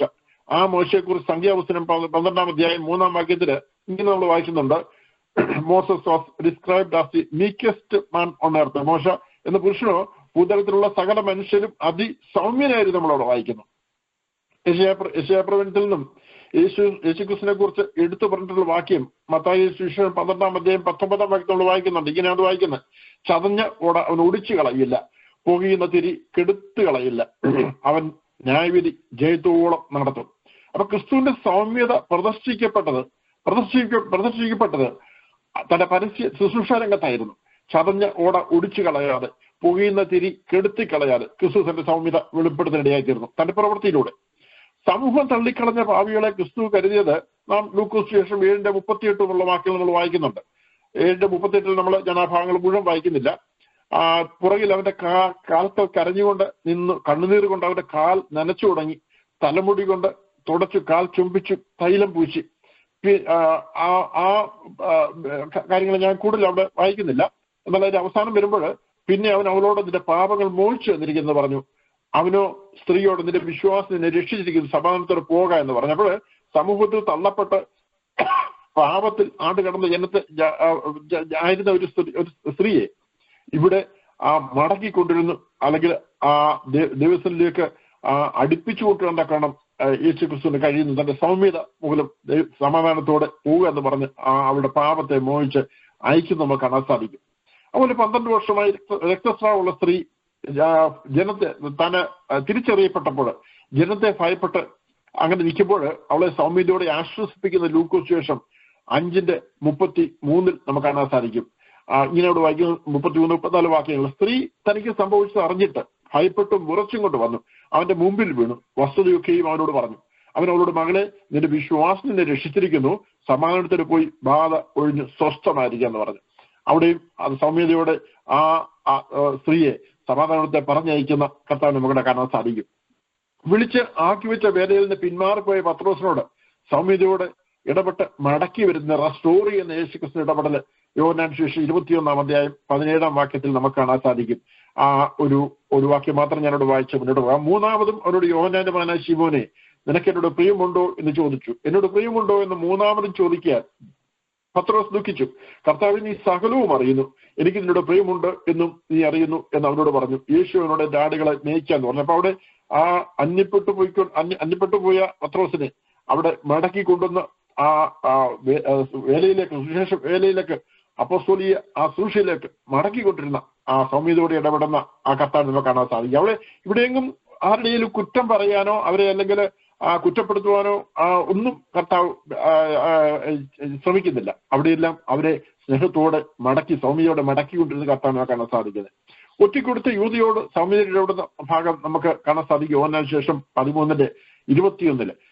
ഇത് പറഞ്ഞിട്ട് യേശു ഉള്ളം കലങ്ങി, ആമേൻ ആമേൻ ഞാൻ നിങ്ങളോട് പറയുന്നു, നിങ്ങളിൽ ഒരുത്തൻ എന്നെ കാണിച്ചു കൊടുക്കും എന്ന് സാക്ഷീകരിച്ച് പറഞ്ഞു. ഞാൻ അപ്പക്കണ്ണം മുക്കി കൊടുക്കുന്നവൻ തന്നെ എന്ന് യേശു ഉത്തരം പറഞ്ഞു. ഖണ്ണം മുക്കി ശീമോൻ ഇസ്കരിയോത്താവിന്റെ മകനായ യൂദയ്ക്ക് കൊടുത്തു. ഖണ്ണം വാങ്ങി ഉടനെ സാത്താൻ അവനിൽ കടന്നു. യേശു അവനോട് നീ ചെയ്ത് വേഗത്തിൽ ചെയ്യുക എന്ന് പറഞ്ഞു. അപ്പം അവിടെ തന്നെ കാണിച്ചു കൊടുക്കാൻ പോകുന്ന വ്യക്തിയാണ് ഈ യൂദ എന്ന് അറിയാമായിരുന്നിട്ടും അവിടെയും സൗമ്യതയോടെയും ശാന്തതയോടെയും ഇടപെടുന്ന ആ യേശുക്രിസ്തു നമുക്ക് കാണാൻ സാധിക്കും. കാൽവരി ക്രൂശിലായിരിക്കുമ്പോൾ ശരീരം മുഴുവൻ മരണവേദനയിൽ പിടിയുമ്പോഴും തന്നെ ക്രൂശിച്ചവർക്ക് വേണ്ടി യേശുക്രിസ്തു സൗമ്യതയോടെ പ്രാർത്ഥിക്കുന്നത് ലൂക്കോസ് സുവിശേഷം 23:34 കാണാൻ സാധിക്കും. എന്നാൽ യേശു, പിതാവേ, ഇവർ ചെയ്യുന്നത് ഇന്ന് അറിയായതുകൊണ്ട് ഇവരോട് ക്ഷമിക്കണമേ എന്ന് പറഞ്ഞു. അപ്പൊ ഈ വചനഭാഗങ്ങളെല്ലാം കാണുന്നത് ക്രിസ്തുവിന്റെ സൗമ്യതയുടെ ഒരു വെളിപ്പാടാണ്. ക്രിസ്തുവിന്റെ ഈ പ്രവൃത്തികളൊന്നും മറ്റുള്ളവർ കാണേണ്ടതിന് വേണ്ടിയുള്ള പ്രവൃത്തിയായിരുന്നില്ല, പിന്നെയോ അത് തന്റെ ജീവിതത്തിന്റെയും സ്വഭാവത്തിന്റെയും ഭാഗമായിരുന്നുകൊണ്ടാണ് അങ്ങനെ അത് വെളിപ്പെട്ട് വരാനിയായിരുന്നത്. ഇതേ ഭാവമാണ് ക്രിസ്തുവിനെ പിൻചൊല്ലുവാൻ ഇറങ്ങി തിരിച്ചവരിലും ഉണ്ടായിരിക്കേണ്ടത്. കർത്താവിന്റെ പരസ്യ ശുശ്രൂഷ വേളയില് പരീക്ഷന്മാരിൽ കണ്ടതുപോലെ മറ്റുള്ളവർ കാണേണ്ടതിനല്ല, പിന്നെയോ മേൽപ്പറഞ്ഞ സ്വഭാവ ഗുണങ്ങളെല്ലാം നമ്മുടെ ജീവിതത്തിന്റെ ഭാഗമായി തീർന്നിട്ട്, അല്ലെങ്കിൽ നമ്മൾ അത് ജീവിക്കുകയാണ്. ആ സ്വഭാവ ഗുണങ്ങൾ അല്ല നമ്മൾ ജീവിക്കേണ്ട സാഹചര്യം, അങ്ങനെ നമ്മുടെ ജീവിതത്തിന്റെ ഭാഗമായി തീർന്നിട്ട് ക്രിസ്തുവിനുള്ള ഭാവത്തോടെ ജീവിക്കുകയാണ് ആവശ്യമായിരിക്കുന്നത്. ഹല്ലേലൂയ. അടുത്ത ആ ക്രിസ്തുവിനുള്ള ഭാവത്തിന്റെ മറ്റൊരു പ്രത്യേകത യേശു ക്രിസ്തുവിന്റെ മനസ്സലിവ് എന്ന ഒരു ഗുണമാണ്. Compassion and empathy both refer to a caring response to someone's distress, while empathy refers to an active sharing in the emotional experience of the other person. Compassion adds to that emotional experience a desire to alleviate the person's distress. അപ്പോൾ ഭാരത്തിലും വലിയ പ്രയാസത്തിലുമായിരിക്കുന്ന ആളുടെ ദുഃഖത്തിൽ പങ്കാളിയാകുകയും അവരെ കരുതുകയും ആശ്വസിപ്പിക്കുകയും ചെയ്യുന്നതിനാണ് compassion അഥവാ മനസ്സലിവ് ഉണ്ടാവുക എന്ന് പറയുന്നത്. യേശുക്രിസ്തു തന്റെ ഈ ലോകത്തിലെ പരസ്യ ശുശ്രൂഷ വേളയില് താൻ മിക്കപ്പോഴും ജനക്കൂട്ടത്തോടൊപ്പമായിരുന്നു. അവരുടെ വേദനകളിലും ദുഃഖങ്ങളിലും പങ്കുചേർന്ന് അവരെ ആശ്വസിപ്പിച്ചുകൊണ്ടാണ് അവരോടുള്ള മനസ്സലിവ് പ്രകടിപ്പിക്കാനിടയായിട്ടുള്ളത്. മർക്കോസ് സുവിശേഷം 6:34 വാക്യത്തില് അവൻ പടകിൽ നിറങ്ങിയാറെ വലിയ പുരുഷാരത്തെ കണ്ടു. അവർ ഇടയില്ലാത്ത ആടുകളെ പോലെ ആകൊണ്ട് അവരിൽ മനസ്സലിഞ്ഞു പലതും ഉപദേശിച്ചു തുടങ്ങി നമ്മൾ വായിക്കുന്നു. അപ്പം ജനത്തിൽ ആക്കി വയ്ക്കപ്പെട്ടിരുന്ന ഇടയന്മാർ തങ്ങളുടെ സ്വന്തം കാര്യം മാത്രം നോക്കി സ്വാർത്ഥതയോടെ ജീവിച്ചപ്പോൾ ജനം ഇടയില്ലാത്ത ആടുകളെ പോലെ ചിതറിപ്പോയ അങ്ങനെ ആയിത്തീർന്നു. കർത്താവ് അവരെ കണ്ട മനസ്സലിഞ്ഞ് അവരെ ഉപദേശിച്ചു തുടങ്ങിയാണ് നമ്മൾ വായിക്കുന്നത്. മർക്കോസ് സുവിശേഷം 8:2 വരുമ്പോൾ ഈ പുരുഷാരം ഇപ്പോൾ 3 നാളായി എന്നോട് പാർക്കുന്നു, അവർക്ക് ഭക്ഷിപ്പാൻ ഒന്നുമില്ല, അതുകൊണ്ട് എനിക്ക് അവരോട് അലിവ് തോന്നുന്നു എന്ന് കർത്താവ് പറയാനിടയായിത്തീർന്നു. അപ്പൊ തന്നോട് ഒപ്പം ഉണ്ടായിരുന്ന ജനത്തിന് വിശന്നപ്പോൾ ക്രിസ്തുവിന് അവരോട് അലിവ് തോന്നി എന്ന് നമ്മൾ വായിക്കുന്നു. മത്തായി സുവിശേഷം 14:14 അവൻ വന്ന് വലിയ പുരുഷാരത്തെ കണ്ടു, അവരിൽ മനസ്സലിഞ്ഞു, അവരുടെ രോഗികളെ സൗഖ്യമാക്കി നമ്മൾ വായിക്കുന്നു. മർക്കോസ് സുവിശേഷം 9 അധ്യായം 17 മുതലുള്ള വാക്യങ്ങളിൽ ഭൂതബാധിതരെ സൗഖ്യമാക്കുന്ന കാണാൻ സാധിക്കും. അതിന് ചില വാക്യങ്ങൾ ഞാനിവിടെ വായിക്കുന്നു. അതിന് പുരുഷാരത്തിൽ ഒരുത്തൻ, ഗുരു, ഊമനായ ആത്മാവുള്ള എന്റെ മകനെ ഞാൻ നിന്റെ അടുക്കൽ കൊണ്ടുവന്നു, അതവനെ എവിടെ വെച്ച് പിടിച്ചാലും അവനെ തള്ളിയിടുന്നു, പിന്നെ അവൻ നിരച്ച് പല്ല് കടിച്ച് വരണ്ടു പോകുന്നു, അതിനെ പുറത്താക്കിയിട്ട് ഞാൻ ശിഷ്യന്മാരുടെ ബന്ധവർ കഴിഞ്ഞില്ല ഉത്തരം പറഞ്ഞു. അപ്പം ഇവിടെ ഊമനായ ആത്മാവുള്ള മകന്റെ ബാധയെ പുറത്താക്കി അവരെ സഹായിക്കുന്ന കർത്താവിനെ കൂടെ കാണാൻ സാധിക്കും. അതുപോലെ കുഷ്ഠരോഗിയെ കണ്ട് മനസ്സിലിഞ്ഞ് സൗഖ്യമാക്കുന്ന മർക്കോസ് സുവിശേഷം 1:40 42 വാക്യം നമുക്ക് കാണാൻ സാധിക്കും. ഒരു കുഷ്ഠരോഗി അവന്റെ അടുക്കൽ വന്ന് മുട്ടുകുത്തി, നിനക്ക് മനസ്സുണ്ടെങ്കിൽ എന്നെ ശുദ്ധമാക്കാൻ കഴിയുമെന്ന് അപേക്ഷിച്ചു. യേശു മനസ്സലിഞ്ഞു കൈ നീട്ടി അവനെ തൊട്ടു. മനസ്സുണ്ട് ശുദ്ധമാകുമെന്ന് പറഞ്ഞു. ഉടനെ കുഷ്ഠം വിട്ടുമാറി അവന് ശുദ്ധി വന്നു. ഈ ഭാഗങ്ങളിൽ കാണുന്ന ഒരു കാര്യമുണ്ട്. കഷ്ടങ്ങളിരിക്കുന്നവരോട് മനസ്സലിവ് തോന്നിയെന്ന് പറയുമ്പോൾ അത് മനുഷ്യർക്ക് തോന്നുന്ന പോലെ അലിവ് തോന്നുക മാത്രമല്ല, അവരുടെ പ്രശ്നങ്ങൾക്ക് പരിഹാരം കൂടി വരുത്തി കൊടുക്കുകയാണ് താൻ ചെയ്തത്. ഇടയില്ലാത്ത ചിതറിയവർക്ക് വഴി ഉപദേശിച്ചു കൊടുത്തു, വിശന്നവർക്ക് ഭക്ഷിപ്പാൻ ആഹാരം നൽകി, രോഗികളെ സൗഖ്യമാക്കി, ഭൂതബാധിതരിലെ ഭൂതത്തെ ശാസിച്ചകറ്റി, കുഷ്ഠരോഗികളെ ശുദ്ധരാക്കി, പാപികൾക്ക് പാപമോചനം നൽകി. ഇതാണ് മനുഷ്യർക്ക് മനസ്സലിവ് തോന്നുന്നതും ദൈവത്തിന് മനസ്സലിവ് തോന്നാനുള്ള വ്യത്യാസം. മനുഷ്യർക്കും മനസ്സലിവ് തോന്നിയാൽ അവര് നല്ല വാക്കുകൾ പറയും, ഒന്ന് ആശ്വസിപ്പിക്കും, അത് കഴിഞ്ഞ് അവര് മാറിപ്പോയിരിക്കും. എന്നാൽ കർത്താവിന് മനസ്സലിവ് തോന്നിയാൽ സംഭവിക്കുന്ന അറിയാമോ? ആ വ്യക്തിക്ക് എന്താണോ ആവശ്യം, മരിച്ച ലാസറിനെ ഉയർപ്പിച്ച നമുക്കറിയാം.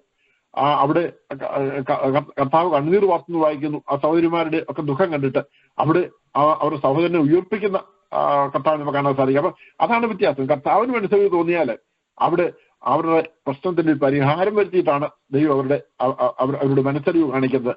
ഇന്നും നമുക്ക് ഇങ്ങനെയുള്ള ശുശ്രൂഷന്മാരെയാണ്, കർത്താവിനുള്ള ശുശ്രൂഷന്മാരെ ആവശ്യം. ഭാരവും പ്രയാസവും വേദനയും രോഗവും ദുഃഖവും ബുദ്ധിമുട്ടുമുള്ള ജനത്തെ കാണുമ്പോൾ അവരോട് മനസ്സലിവ് തോന്നിയിട്ട് അവർക്ക് വേണ്ടി പ്രാർത്ഥിക്കുകയും അവരോട് ആശ്വാസവാക്കുകൾ പറയും, അവർക്ക് നന്മയൊക്കെ ചെയ്യുന്ന അങ്ങനെയുള്ള ശുശ്രൂഷന്മാരെയാണ് ഇന്ന് സഭയ്ക്ക് ആവശ്യം. അല്ലാതെ ഭരിക്കുവാനും അല്ലെങ്കിൽ മറ്റുള്ളവരുടെ മേല് അധികാരം കാണിക്കുവാനും സ്ഥാനങ്ങൾ പ്രാപിക്കാനും ഒക്കെയുള്ള ആ ശ്രമങ്ങൾക്ക് നടത്തുന്നവരെയല്ല. പിന്നെയോ ശുശ്രൂഷകന്മാരായി മറ്റുള്ളവരെ മനസ്സലിവ് തോന്നി മറ്റുള്ളവരെ സഹായിക്കുന്നവരെയാണ് ഇന്ന് നമുക്ക് ആവശ്യമായിരിക്കും. നമുക്ക് ഈ ദിവസങ്ങൾ അങ്ങനെയുള്ള ശുശ്രൂഷകന്മാരെ ദൈവം എഴുന്നേൽപ്പിക്കാൻ വേണ്ടി പ്രാർത്ഥിപ്പാൻ ഇടയായി തരട്ടെ. അങ്ങനെയുള്ളവർ അനേകർ ദിവസങ്ങളിൽ എഴുന്നേൽക്കുവാണ്, അത് സഭയ്ക്കൊരു പ്രയോജനമായി തരുവാണ്, അനേകർ ദിവസത്തിലേക്ക് അത് മാത്രം കടന്നു വരാക്കി ഇടയായി തരട്ടെ. അതിനെ നമുക്ക് പ്രാർത്ഥിക്കാം. ഹല്ലേലൂയ. ലൂക്കോസ് 7:11 പിറ്റന്നാൾ അവൻ നയീൻ എന്ന പട്ടണത്തിലേക്ക് പോകുമ്പോൾ അവന്റെ ശിഷ്യന്മാരും വളരെ പുരുഷന്മാരും കൂടെ പോയി. അവൻ പട്ടണത്തിന്റെ വാതിലോട് അടുത്തപ്പോൾ മരിച്ചുപോയ ഒരുത്തനെ പുറത്തു കൊണ്ടുവരുന്നു. അവൻ അമ്മയ്ക്ക് ഏകജാതനായ മകൻ, അവളോ വിധവയായിരുന്നു. പട്ടണത്തിലെ വലിയ പുരുഷാരവും അവളോട് ഉണ്ടായിരുന്നു. അവളെ കണ്ടിട്ട് കർത്താവ് മനസ്സലിഞ്ഞു, അവളോട് കരയേണ്ടെന്ന് പറഞ്ഞു. അവൻ അടുത്ത് ഇന്ന് മഞ്ചം തൊട്ടു ചുമക്കം തുറന്നു. ബാല്യക്കാര എഴുന്നേൽക്കുക എന്ന് ഞാൻ നിന്നോട് പറയുന്നു എന്ന് അവൻ പറഞ്ഞു. മരിച്ചവൻ എഴുന്നേറ്റ് ഇരുന്ന് സംസാരിക്കാൻ തുടങ്ങി. അവനെ അമ്മയ്ക്ക് ഏൽപ്പിച്ചു. നമ്മുടെ മനസ്സലിവ് ഉണ്ടായിട്ട് ആ മാതാവിനെ ആശ്വസിപ്പിച്ചിട്ട് പോയെന്നല്ല, ആ മാതാവിന്റെ ആ മകനെ ഉയർത്തെഴുന്നേൽപ്പിച്ച് ആ മാതാവിന് മടക്കി നൽകി. അതാണ് കർത്താവിന്റെ മനസ്സലിവും അതിനുശേഷമുള്ള പ്രവൃത്തിയും അവിടെ വെളിപ്പെടുകയായിരുന്നത്. അവർ ക്രിസ്തു വിശ്വാസികളുടെ മനോഭാവം ക്രിസ്തുവിൻ്റെതായിരിക്കുന്നുവെങ്കിൽ അങ്ങനെയുള്ളവർ ക്രിസ്തു ചെയ്തതുപോലെ സൽപ്രവൃത്തികളിൽ ശുഷ്കാന്തിയുള്ളവരായിരിക്കും. അങ്ങനെയുള്ള പ്രവൃത്തികൾ ലോകത്തിൽ കഷ്ടത്തിലും പ്രയാസത്തിലും ഭാരത്തിലുമായിരിക്കുന്ന അനേകർക്ക് ആശ്വാസനും വിടുതലും കാരണമായി തീരുകയും ക്രിസ്തുവിനെ അറിയാതെ അന്ധകാരത്തിലായിരിക്കുന്നവർക്ക് ക്രിസ്തുവിനെ അറിയേണ്ടതിന് മുഖാന്തരമായി തീരുകയും ചെയ്യും. യേശു ക്രിസ്തുവിനുള്ള ഭാവം, അതിന്റെ മൂന്നാമത്തെ ഭാഗത്തേക്ക് കടന്നു വരാം. നമുക്ക് ക്രിസ്തുവിന്റെ താഴ്മ, humility, the feeling or attitude that you have no special importance that makes you better than others, അല്ലെങ്കിൽ lack of pride, മറ്റുള്ളവരെക്കാൾ തനിക്ക് എന്തെങ്കിലും പ്രത്യേകമായ പ്രാധാന്യം ഒന്നുമില്ലെന്നുള്ള ചിന്ത, ഉന്നത ഭാവമോ അഹങ്കാരമോ ഇല്ലാത്ത അവസ്ഥ. അതാണ് നമ്മൾ താഴ്മയുടെ പ്രത്യേകതയെ കാണാൻ സാധിക്കുന്നത്.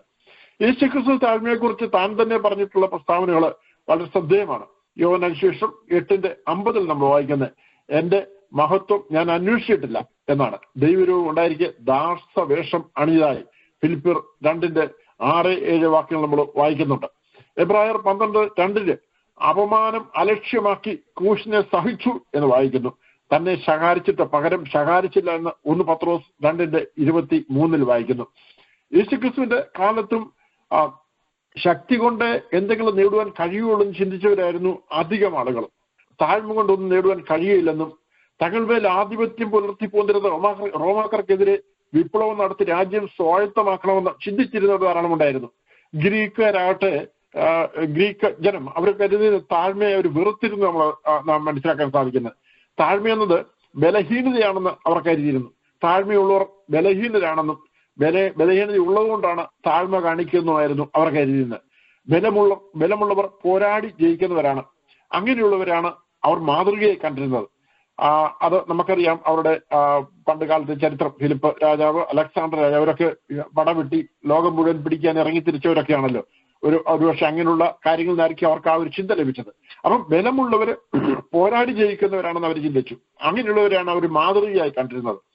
എന്നാൽ യേശുക്രിസ്തു പഠിപ്പിച്ചത് അതിന് നേരെ വിപരീതമായ, അല്ലെങ്കിൽ ലോകത്തിന്റെ പഠിപ്പിന് വിപരീതമായ കാര്യമായിരുന്നു. യേശുക്രിസ്തു താഴ്മയെ ശക്തിയായിട്ടാണ് കണ്ടത്.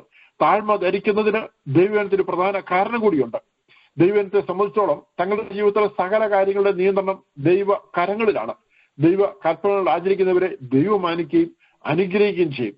1 പത്രോസ് 5:6 മുഖരിച്ച വേദഭാഗമാണ്. അതുകൊണ്ട് അവൻ തക്ക സമയം നിങ്ങളെ ഉയർത്തുവാൻ ദൈവത്തിന്റെ ബലമുള്ള കൈക്കീഴ് താണിരിപ്പിന് നമ്മൾ വായിക്കുന്നത്. അപ്പം ഇത് ലോകക്കാരുടെ പ്രമാണത്തിന് എതിരാണെന്ന് ഞാൻ പറഞ്ഞു. അപ്പോൾ എന്നാൽ ദൈവസ്ഥലിൽ താണിരിക്കുന്നവർക്ക് ദൈവമാണ് അവരെ നിയന്ത്രിക്കുന്നത്, ദൈവമാണ് അവരെ ഉയർത്തുന്നത്, ദൈവമാണ് അവരെ ശക്തീകരിക്കുന്നത്. അതാണ് ദൈവജനത്തിന്റെ പ്രത്യേകത. അപ്പം ലോകം പറയും മുകളിലേക്ക് കയറണം, എങ്ങനെയും നിങ്ങൾ മുകളിലേക്ക് പോകണം, ഉന്നത സ്ഥാനങ്ങളിലേക്ക് പോകണം, എങ്കിലേ നിങ്ങൾക്ക് മറ്റുള്ളവർക്ക് വേണ്ടി നിങ്ങൾ ചെയ്യാൻ കഴിയുള്ളൂ. നിങ്ങൾക്ക് വിദ്യാഭ്യാസം വേണം, പണം വേണം, സ്വാധീനം വേണം, അധികാരം വേണം, സ്ഥാനമാനങ്ങൾ വേണം. ഏത് വിധേനയും ഇതെല്ലാം നേടിയെടുക്കണം. ഇതൊന്നും ഇല്ലെങ്കിൽ നിങ്ങളെ കൊണ്ട് ഒന്നും ചെയ്യാൻ കഴിയത്തില്ല, നിങ്ങൾക്കൊരു വിലയും ഉണ്ടാവില്ല എന്നാണ് ലോകത്തിന്റെ പഠിപ്പീര്.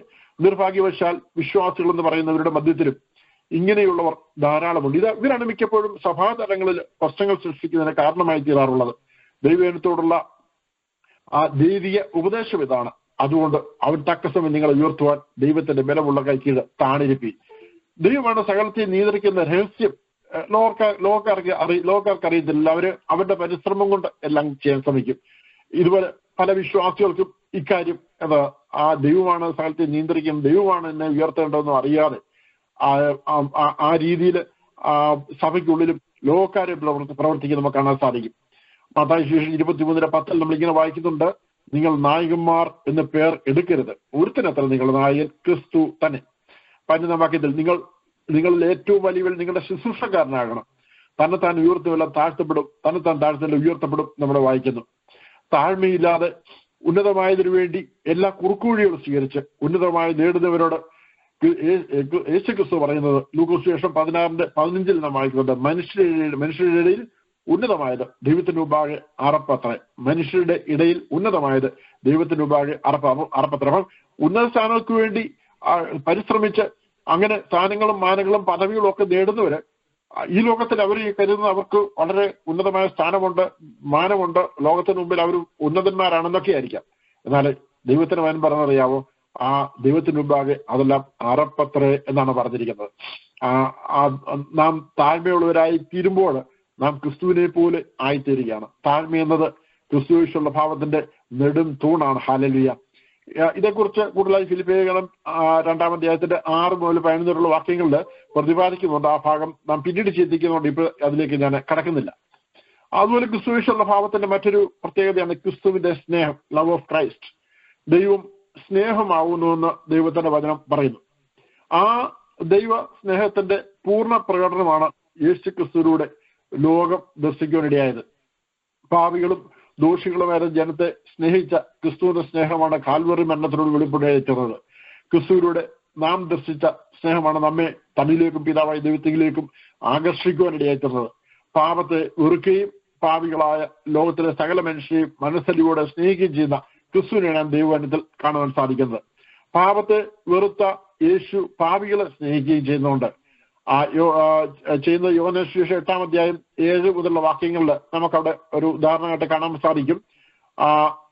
അവർ അവനോട് ചോദിച്ചുകൊണ്ടിരിക്കുമ്പോൾ അവൻ നിവർന്നു, നിങ്ങളിൽ പാപമില്ലാത്തവൻ അവളെ ഒന്നാമത് കല്ലെറിയട്ടെ എന്ന് അവരോട് പറഞ്ഞു. പിന്നെയും കുനിഞ്ഞു വിരലുകൊണ്ട് നിലത്ത് എഴുതിക്കൊണ്ടിരുന്നു. അവർ അത് കേട്ടിട്ട് മനസ്സാക്ഷിയുടെ ആക്ഷേപം ഹേതുവായി മൂത്തവരും ഇളവരും ഓരോരുത്തരായി വിട്ടുപോയി. യേശു മാത്രവും നടുവിൽ നിൽക്കുന്ന സ്ത്രീയും ശേഷിച്ചു. യേശു നിവർന്നു അവളോട്, സ്ത്രീയെ അവർ എവിടെ? നിനക്ക് ആരും ശിക്ഷ വിധിച്ചില്ലയോ എന്ന് ചോദിച്ചതിന്, ഇല്ല കർത്താവേ എന്ന് അവൾ പറഞ്ഞു. ഞാൻ നിനക്ക് ശിക്ഷ വിധിക്കുന്നില്ല, പോക, ഇനി പാപം ചെയ്യരുത് എന്ന് പറഞ്ഞു. അപ്പൊ ഇവിടെ പാപത്തെ വെറുക്കുകയും പാപിയെ സ്നേഹിക്കുകയും ചെയ്യുന്ന കർത്താവിന്റെ ഒരു പ്രവൃത്തിയായിരുന്നു ഇവിടെ നമുക്ക് കാണാൻ സാധിച്ചത്. ഈ വാക്യങ്ങൾ കാണുന്ന ഒരു കാര്യം, പാപിയായിരുന്ന സ്ത്രീയെ കല്ലെറിയാൻ തയ്യാറായി വന്ന പാപികളായ ജനക്കൂട്ടത്തെ ദൈവം സ്നേഹിച്ചു. അവരെ ആരെയും ക്രിസ്തു കുറ്റപ്പെടുത്തുവാനോ ന്യായം വിധിക്കാനോ ഇടയായില്ല. തനിക്ക് അവിടെ ന്യായമായി ചെയ്ത അവർ പിടിച്ചുകൊണ്ട് വന്നപ്പോൾ അവർ ചിന്തിച്ചത് മോശയുടെ ന്യായപ്രമാണപ്രകാരം കല്ലെറിഞ്ഞു കൊല്ലണം എന്നാണ് പ്രമാണമുള്ളത്. അപ്പം കല്ലെറിഞ്ഞ് കൊല്ലണ്ട എന്ന് പറഞ്ഞാൽ യേശു ക്രിസ്തു ന്യായപ്രമാണം ലംഘിക്കുന്നു എന്ന് പറയാം. ആ ഒരു ഉദ്ദേശം വെച്ചാണ് അവർ കൊണ്ടുവന്നത്. എന്നാൽ ഇവിടെ ഇപ്രകാരം പറഞ്ഞപ്പോൾ അവർക്കവിടെ മറുപടി ഇല്ലാതെ ആയിപ്പോയി. അവരെല്ലാവരും അവിടെ ആ സ്ഥലം വിട്ടുപോകുന്ന നമുക്ക് കാണാൻ സാധിക്കും. അപ്പം അവിടെ ആ പാപികളായിരുന്ന എല്ലാവരെയും യേശു സ്നേഹിച്ചു, എന്നാൽ പാപത്തെ താൻ വെറുക്കുകയും ചെയ്തു. അതുകൊണ്ടാണ് അവസാനം ആ സ്ത്രീയോട് കർത്താവ് പറഞ്ഞു വിടുന്നത്, ഞാനും നിനക്ക് ശിക്ഷ വിധിക്കുന്നില്ല, പോക, ഇനി പാപം ചെയ്യരുത് എന്ന് യേശു പറഞ്ഞുള്ള വായിക്കുന്നത്. തനിക്കെതിരെ സകല ഉപദ്രവം ചെയ്യുകയും ക്രൂശിക്കുകയും ചെയ്തവരെയും ക്രിസ്തു ദ്വേഷിച്ചില്ല, പിന്നെ അവരെയും താൻ സ്നേഹിച്ചു എന്ന് കാണാൻ സാധിക്കും. അതുകൊണ്ടാണ് ക്രൂശിൽ കിടക്കുമ്പോഴും മരണത്തിന് മുമ്പായി യേശു ക്രിസ്തു പ്രാർത്ഥിച്ചത്, പിതാവേ, ഇവർ ചെയ്യുന്ന ഇന്നൊന്നറിയായിക്കൊണ്ട് ഇവരോട് ക്ഷമിക്കണമേ എന്ന് പറഞ്ഞ് പ്രാർത്ഥനയിടയായി തന്നത്. അപ്പൊ പാപത്തെ വെറുക്കുകയും പാപിയെ സ്നേഹിക്കുകയും ചെയ്യുന്നത് ക്രിസ്തുവിന്റെ ഈ ലോകത്തിലെ പരിസര ശുശ്രൂഷ വേളയിലുടനീളം നമുക്ക് കാണാൻ സാധിക്കും. ഇതിനോടുള്ള ബന്ധം ചില വേദഭാഗങ്ങൾ വായിച്ച് മുന്നോട്ട് പോകാൻ ആഗ്രഹിക്കുകയാണ്. മത്തായി സുവിശേഷം 13:13 യാഗത്തിലല്ല കരുണയിലത്ര ഞാൻ പ്രസാദിക്കുന്നു എന്നുള്ളത് എന്ത് എന്ന് പോയി പഠിപ്പീൻ, ഞാൻ നീതിമാന്മാരെ അല്ല പാപികളെ അത്ര വിളിപ്പാൻ വന്നത് എന്ന് പറഞ്ഞു. ലൂക്കോസ് സുവിശേഷം 19:10 കാണാതെ പോയതിനെ തിരഞ്ഞ് രക്ഷിപ്പാനല്ലോ മനുഷ്യപുത്രൻ വന്നത്. അപ്പം കർത്താവ് വന്നു തന്നെ കാണാതെ പോയവരെ തിരഞ്ഞ് രക്ഷിപ്പാനാ, പാപികളെ രക്ഷിപ്പാനായിട്ടാണ് വന്നിരിക്കുന്നത്. റോമർക്ക് ലേഖനം 5-5 അധ്യായം 6, 7, 8 വാക്യങ്ങൾ, നാം ബലഹീനരായിരിക്കുമ്പോൾ തന്നെ ക്രിസ്തു തക്ക സമയത്ത് അഭക്തർക്കു വേണ്ടി മരിച്ചു. നീതിമാനു വേണ്ടി ആരെങ്കിലും മരിക്കുന്നത് ദുർലഭം, ഗുണവാനു വേണ്ടി പക്ഷെ മരിപ്പാൻ തുര്യമായിരിക്കും. ക്രിസ്തുവോ നാം പാപികൾ ആയിരിക്കുമ്പോൾ തന്നെ നമുക്ക് വേണ്ടി മരിക്കിയാൽ ദൈവം തനിക്ക് നമ്മോടുള്ള സ്നേഹത്തെ പ്രദർശിപ്പിക്കുന്നു നമ്മളോട് വായിക്കുന്നു. സ്വന്തം ജീവനെ സ്നേഹിതന്മാർക്ക് വേണ്ടി വെച്ചു കൊടുക്കുന്നതുകൊണ്ട് ക്രിസ്തുവിന്റെ സ്നേഹം പ്രകടമായി നമുക്ക് കാണാൻ സാധിക്കുന്നു. 1 യോഹന്നാൻ 3:16 അവൻ നമുക്ക് വേണ്ടി തന്റെ പ്രാണനെ വെച്ചു കൊടുത്തതിനാൽ നാം സ്നേഹം എന്ത് എന്നറിഞ്ഞിരിക്കുന്നു, നാമും സഹോദരന്മാർക്ക് വേണ്ടി പ്രാണനെ വെച്ചു കൊടുക്കേണ്ടതാണ്. തന്നെ സ്നേഹിക്കുന്നവരെ സ്നേഹിക്കുക എന്നതിനേക്കാൾ ആഴമേറിയ സ്നേഹമാണ് ഉപദ്രവിക്കുന്നവരെ സ്നേഹിക്കുക എന്ന കർത്താവിന്റെ പഠിപ്പീര്. ലൂക്കോസ് സുവിശേഷം 23:34 നമ്മളിങ്ങനെ വായിക്കുന്നു, എന്നാൽ യേശു പിതാവേ, ഇവർ ചെയ്യുന്ന ഇന്നൊന്നും അറിയായകൊണ്ട് ഇവരോട് ക്ഷമിക്കണമേ എന്ന് പറഞ്ഞു. അപ്പം ശത്രുക്കൾക്ക് വേണ്ടി, ഉപദ്രവിക്കുന്നവർക്ക് വേണ്ടി തന്നെ താൻ മരിക്കാൻ പോവുകയാണ്. ആ സമയത്ത് പോലും അവർക്ക് വേണ്ടി പ്രാർത്ഥിക്കാൻ നമുക്ക് കാണാൻ സാധിക്കും. അതേ ഉദാഹരണം നമുക്ക് സ്തേഫാനോസിന്റെ ജീവിതത്തിലും കാണാൻ സാധിക്കും. അത് തന്നെയാണ് നാമും പിന്തുടരുന്ന കർത്താവ് ആഗ്രഹിക്കുന്നത്, ശത്രുക്കളെ സ്നേഹിക്കുക എന്നുള്ളൊരു കാര്യം. കഴിഞ്ഞ ദിവസം ഒരാള് ഇങ്ങനെ ഒരു ചോദ്യം ചോദിച്ചു, എങ്ങനെയാണ് നമ്മെ ദ്വേഷിക്കുന്നവരെ സ്നേഹിക്കുന്നത്, എങ്ങനെയാണ് അവരോട് സ്നേഹമായി ഇടപെടുന്ന ചോദിച്ചു. അപ്പം ഞാൻ മറുപടി പറഞ്ഞതാണ്, ഒന്നും പറ്റുന്നില്ലെങ്കിൽ അവരെ ശത്രുക്കളായതെങ്കിലും കരുത്. അപ്പൊ പിന്നെ ദൈവകൽപ്പന എന്തുവാ? ശത്രുക്കളെ സ്നേഹിക്കണമെന്നാ. അപ്പൊ ശത്രുക്കളായി കരുതിയാൽ പോലും ശത്രുക്കളെ സ്നേഹിക്കണമെന്ന് കൽപ്പനയുള്ളതുകൊണ്ട് അവരെ സ്നേഹിക്കാൻ കഴിയണം. അതാണ് ദൈവം നമ്മെ പറ്റി ആഗ്രഹിക്കുന്നത്. ഹല്ലേലൂയ. മത്തായി സുവിശേഷം 5 അധ്യായം 43-44 വാക്യങ്ങൾ നമ്മൾ വായിക്കുന്നു, കൂട്ടുകാരനെ സ്നേഹിക്കാമെന്നും ശത്രുവിനെ പായിക്കാമെന്നും അരുളിച്ചെയ്ത് നിങ്ങൾ കേട്ടിട്ടുണ്ടല്ലോ, ഞാനോ നിങ്ങളോട് പറയുന്നത്, നിങ്ങളുടെ ശത്രുക്കളെ സ്നേഹിപ്പീൻ, നിങ്ങളെ ഉപദ്രവിക്കു വേണ്ടി പ്രാർത്ഥിപ്പീൻ എന്ന് നമ്മൾ വായിക്കുന്നു. അപ്പം അവിടെ മോശ കൊടുത്ത കൽപ്പനയുടെ ഭാഗം വരുന്നു, കൂട്ടുകാരനെ സ്നേഹിക്കുന്ന ശത്രുവിനെ പായിക്കുക എന്നുള്ള കൽപ്പനയുടെ ഭാഗം. എന്നാൽ ഇവിടെ പറഞ്ഞു, യേശുക്രിസ്തു പറഞ്ഞു, ഞാനോ നിങ്ങളോട് പറയുന്നു, നിങ്ങളുടെ ശത്രുക്കളെ സ്നേഹിപ്പീൻ, നിങ്ങളെ ഉപദ്രവിക്കു വേണ്ടി പ്രാർത്ഥിപ്പീരുന്നു. ക്രിസ്തുവിനുണ്ടായിരുന്ന സ്നേഹത്തിന്റെ ആ പ്രത്യേകതകൾ നമ്മളിവിടെ ഇപ്പൊ ചിന്തിച്ചു വന്ന ഭാഗങ്ങൾ. 1, പാപത്തെ വെറുക്കുകയും പാപികളെ സ്നേഹിക്കുകയും ചെയ്യുന്ന സ്നേഹം. 2, സ്വന്തം ജീവനെ സ്നേഹിതന്മാർക്ക് വേണ്ടി വെച്ചു കൊടുക്കുന്ന സ്നേഹം. 3, ഉപദ്രവിക്കുന്നവരെ അഥവാ ശത്രുക്കളോടുള്ള സ്നേഹം. 4, വ്യക്തിപരമായി തന്റെ ജനത്തിലെ ഓരോരുത്തരോടുമുള്ള ആ സ്നേഹം. ക്രിസ്തുവിന്റെ മനോഭാവത്തിന്റെ ഈ ചതുർമാന വീക്ഷണം നാമും അതേ മനോഭാവമുള്ളവരായിരിക്കാൻ നമ്മോട് ആവശ്യപ്പെടുകയാണ്. ഹല്ലേലൂയ. യേശുക്രിസ്തു പുതിയൊരു കൽപ്പന തരുന്നു എന്ന് പറഞ്ഞ് ഏൽപ്പിച്ച തമ്മിൽ സ്നേഹിക്കണം എന്നൊരു കൽപ്പന യോഹന്നാൻ സുവിശേഷം 13 അധ്യായം 34 വാക്യത്തിൽ 34-35 വാക്യത്തിൽ നമ്മൾ ഇങ്ങനെ വായിക്കുന്നു, നിങ്ങൾ തമ്മിൽ സ്നേഹിക്കണം എന്ന് പുതിയൊരു കൽപ്പന ഞാൻ നിങ്ങൾക്ക് തരുന്നു. ഞാൻ നിങ്ങളെ സ്നേഹിച്ചതുപോലെ നിങ്ങളും തമ്മിൽ സ്നേഹിക്കണം എന്ന് തന്നെ. നിങ്ങൾക്ക് തമ്മിൽ സ്നേഹമുണ്ടെങ്കിൽ നിങ്ങളുടെ ശിഷ്യന്മാർ എന്ന് എല്ലാവരും അറിയും. അവിടെ ഞാൻ നിങ്ങൾക്ക് പുതിയൊരു കൽപ്പന തരുന്നു എന്ന് പറഞ്ഞ് കർത്താവ് പറഞ്ഞാണ് നിങ്ങൾ തമ്മിൽ സ്നേഹിക്കണമെന്നുള്ളത്. ദൈവം സകല മാനവരെയും സ്നേഹിച്ച് സകല ലോകത്തിന്റെയും പാപത്തിന് വേണ്ടിയാണല്ലോ യേശു ക്രിസ്തു കാൽവരി ക്രൂശിൽ യാഗമായി തരുന്നത്. എന്നാൽ അതിൽ നിന്നും വ്യത്യസ്തമാണ് യേശു ക്രിസ്തുവിനെ സ്വന്തം രക്ഷകനായി സ്വീകരിച്ച് ദൈവമക്കളായി തീർന്നുകൊണ്ടുള്ള ദൈവസ്നേഹം. അപ്പൊ ഒന്ന്, സകല ലോകത്തെ സ്നേഹം. രണ്ട്, പാപത്തിൽ വീണ്ടെടുപ്പ് പ്രാപിച്ച് അല്ലെങ്കിൽ യേശു സ്വന്തം സ്വീകരിച്ച് ദൈവമക്കളായി തീർന്നുകൊണ്ടുള്ള ദൈവത്തിന്റെ സ്നേഹം. പിന്നെ മൂന്നാമത് സ്നേഹം, വ്യക്തിപരമായി നമ്മെ ഓരോരുത്തരെയും സ്നേഹിച്ച ആ സ്നേഹം. ആ സ്നേഹത്തിനാണ് നമ്മെ വിളിച്ച ആ സ്നേഹം അനുഭവിച്ചിട്ടുള്ള നാം ഓരോരുത്തരും. നമ്മെ വിളിക്കുമ്പോൾ ആ വലിയ വ്യക്തിപരമായ സ്നേഹം നമ്മുടെ ഉള്ളത്തിൽ നമ്മൾ അനുഭവിച്ചറിയേണ്ടതായി തീർന്നു. ആ സ്നേഹത്താണല്ലോ നമ്മെ വിളിച്ചത്. ആ സ്നേഹത്താൽ നമ്മളെ അനുദിനം നടത്തിക്കൊണ്ടിരിക്കുകയല്ലോ. ഇന്നും ആ വ്യക്തിപരമായ സ്നേഹം നാം ഓരോരുത്തരും അനുഭവിച്ചുകൊണ്ടിരിക്കുന്നവരാണല്ലോ. അപ്പൊ ആ വ്യക്തിപരമായുള്ള സ്നേഹം അത് നമ്മൾ ഈ ഓരോ നാളും അനുഭവിച്ചുകൊണ്ടിരിക്കുന്ന ആ സ്നേഹം. ഇതിനോട് ചേർത്ത് പറയട്ടെ, ദൈവത്തെ പൂർണ്ണമായി അനുസരിച്ച് ദൈവത്തോട് പറ്റി നിന്ന് ദൈവ ഇഷ്ടമൊക്കെ ചെയ്യുന്ന ഒരു പറ്റം ദൈവമക്കളുണ്ട്. അതാണ് റോമാലേഖനം 12-ാം അധ്യായം 2-ാം വാക്യത്തിൽ നമ്മൾ ഇങ്ങനെ വായിക്കുന്നു: ഈ ലോകത്തിന് അനുരൂപമാകാതെ നന്മയും പ്രസാദവും പൂർണ്ണതയുമുള്ള ദൈവഹിതം ഇന്നും തിരിച്ചറിയേണ്ടതിന് മനസ്സ് പുതുക്കി രൂപാന്തരപ്പെടുകയും നമ്മൾ വായിക്കുന്നു. അപ്പം ഈ ലോകത്തിന് അനുരൂപമാകാതെയും നന്മയും പ്രസാദവും പൂർണ്ണതയും ദൈവഹിതം ഇന്നും തിരിച്ചറിയേണ്ടതിന് മനസ്സ് പുതുക്കി രൂപാന്തരപ്പെടുന്നവരായിരിക്കാൻ നമുക്ക് ഓരോരുത്തരും ഇടയാക്കിയിരുന്നു. അതാണ് ദൈവം നമ്മെ പറ്റി ആഗ്രഹിക്കുന്നത്. അങ്ങനെ ആകുമ്പോൾ ആ ദൈവത്തിന് പ്രസാദമുള്ളവരായി തീരും, അല്ലെങ്കിൽ നമ്മൾ പൂർണ്ണമായി ദൈവത്തെ അനുസരിക്കുന്നവരായി തീരും. അങ്ങനെ ഉള്ളവരെ ദൈവം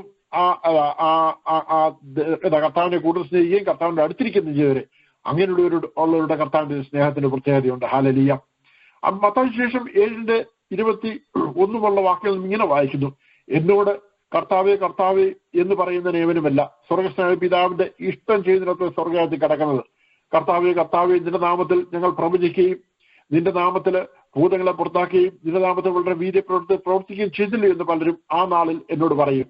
അന്ന് ഞാൻ അവരോട്, ഞാൻ ഒരു നാളും നിങ്ങളെ അറിഞ്ഞിട്ടില്ല, അധർമ്മം പ്രവർത്തിക്കുന്നവരെ എന്നെ വിട്ടുപോകാനും തീർത്ത് പറയും. ആകയാൽ എന്റെ ഈ വചനങ്ങളെ കേട്ട് ചെയ്യുന്നതിനൊക്കെയും പാറമേൽ പണിത ബുദ്ധിയുള്ള മനുഷ്യൻ തുല്യമാണ്. അപ്പൊ കർത്താവിന്റെ ഇഷ്ടം ചെയ്യുന്നവര്, ദൈവോൽപ്പനം പ്രമാണിക്കുന്നവര്, അവരാണ് ദൈവത്തിന് പ്രിയപ്പെട്ട.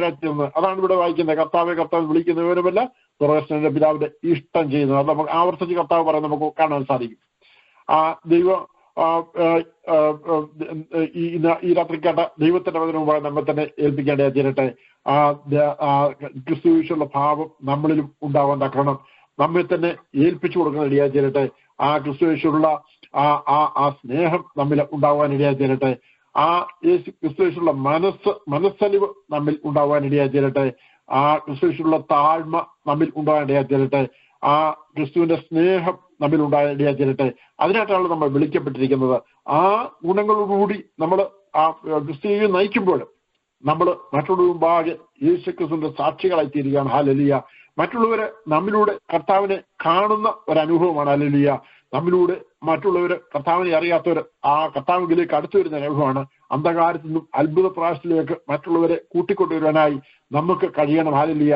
അതിനായിട്ടാണ് പാപം നിറഞ്ഞ ലോകത്തില്, അന്ധകാരം നിറഞ്ഞ ലോകത്തില് മറ്റ് ജനങ്ങളുടെ മധ്യത്തിൽ നമ്മളെ ആക്കി വെച്ചിരിക്കുന്നത്. അത് ജോലി സ്ഥലത്തോ അല്ലെങ്കിൽ എവിടെയോ ആകട്ടെ, നെയ്ബർഹുഡിൽ എവിടെയും ആകട്ടെ, നമ്മുടെ പ്രവർത്തന മേഖലയിൽ എവിടെയും ആകട്ടെ, അവിടെ നമ്മളെ ആക്കി വെച്ചിരിക്കുന്നത് ഒരു വെളിച്ചം പോലെ മറ്റുള്ളവർ നമ്മെ കണ്ടിട്ട്, നമ്മിലൂടെ കർത്താവിനെ കണ്ടിട്ട് ആ കർത്താവിന്റെ ഗുണങ്ങളും മനസ്സിലാക്കി കർത്താവിലേക്ക് അവരും അടുത്തു വരണം എന്നുള്ള ആഗ്രഹത്തോടെയാണ്.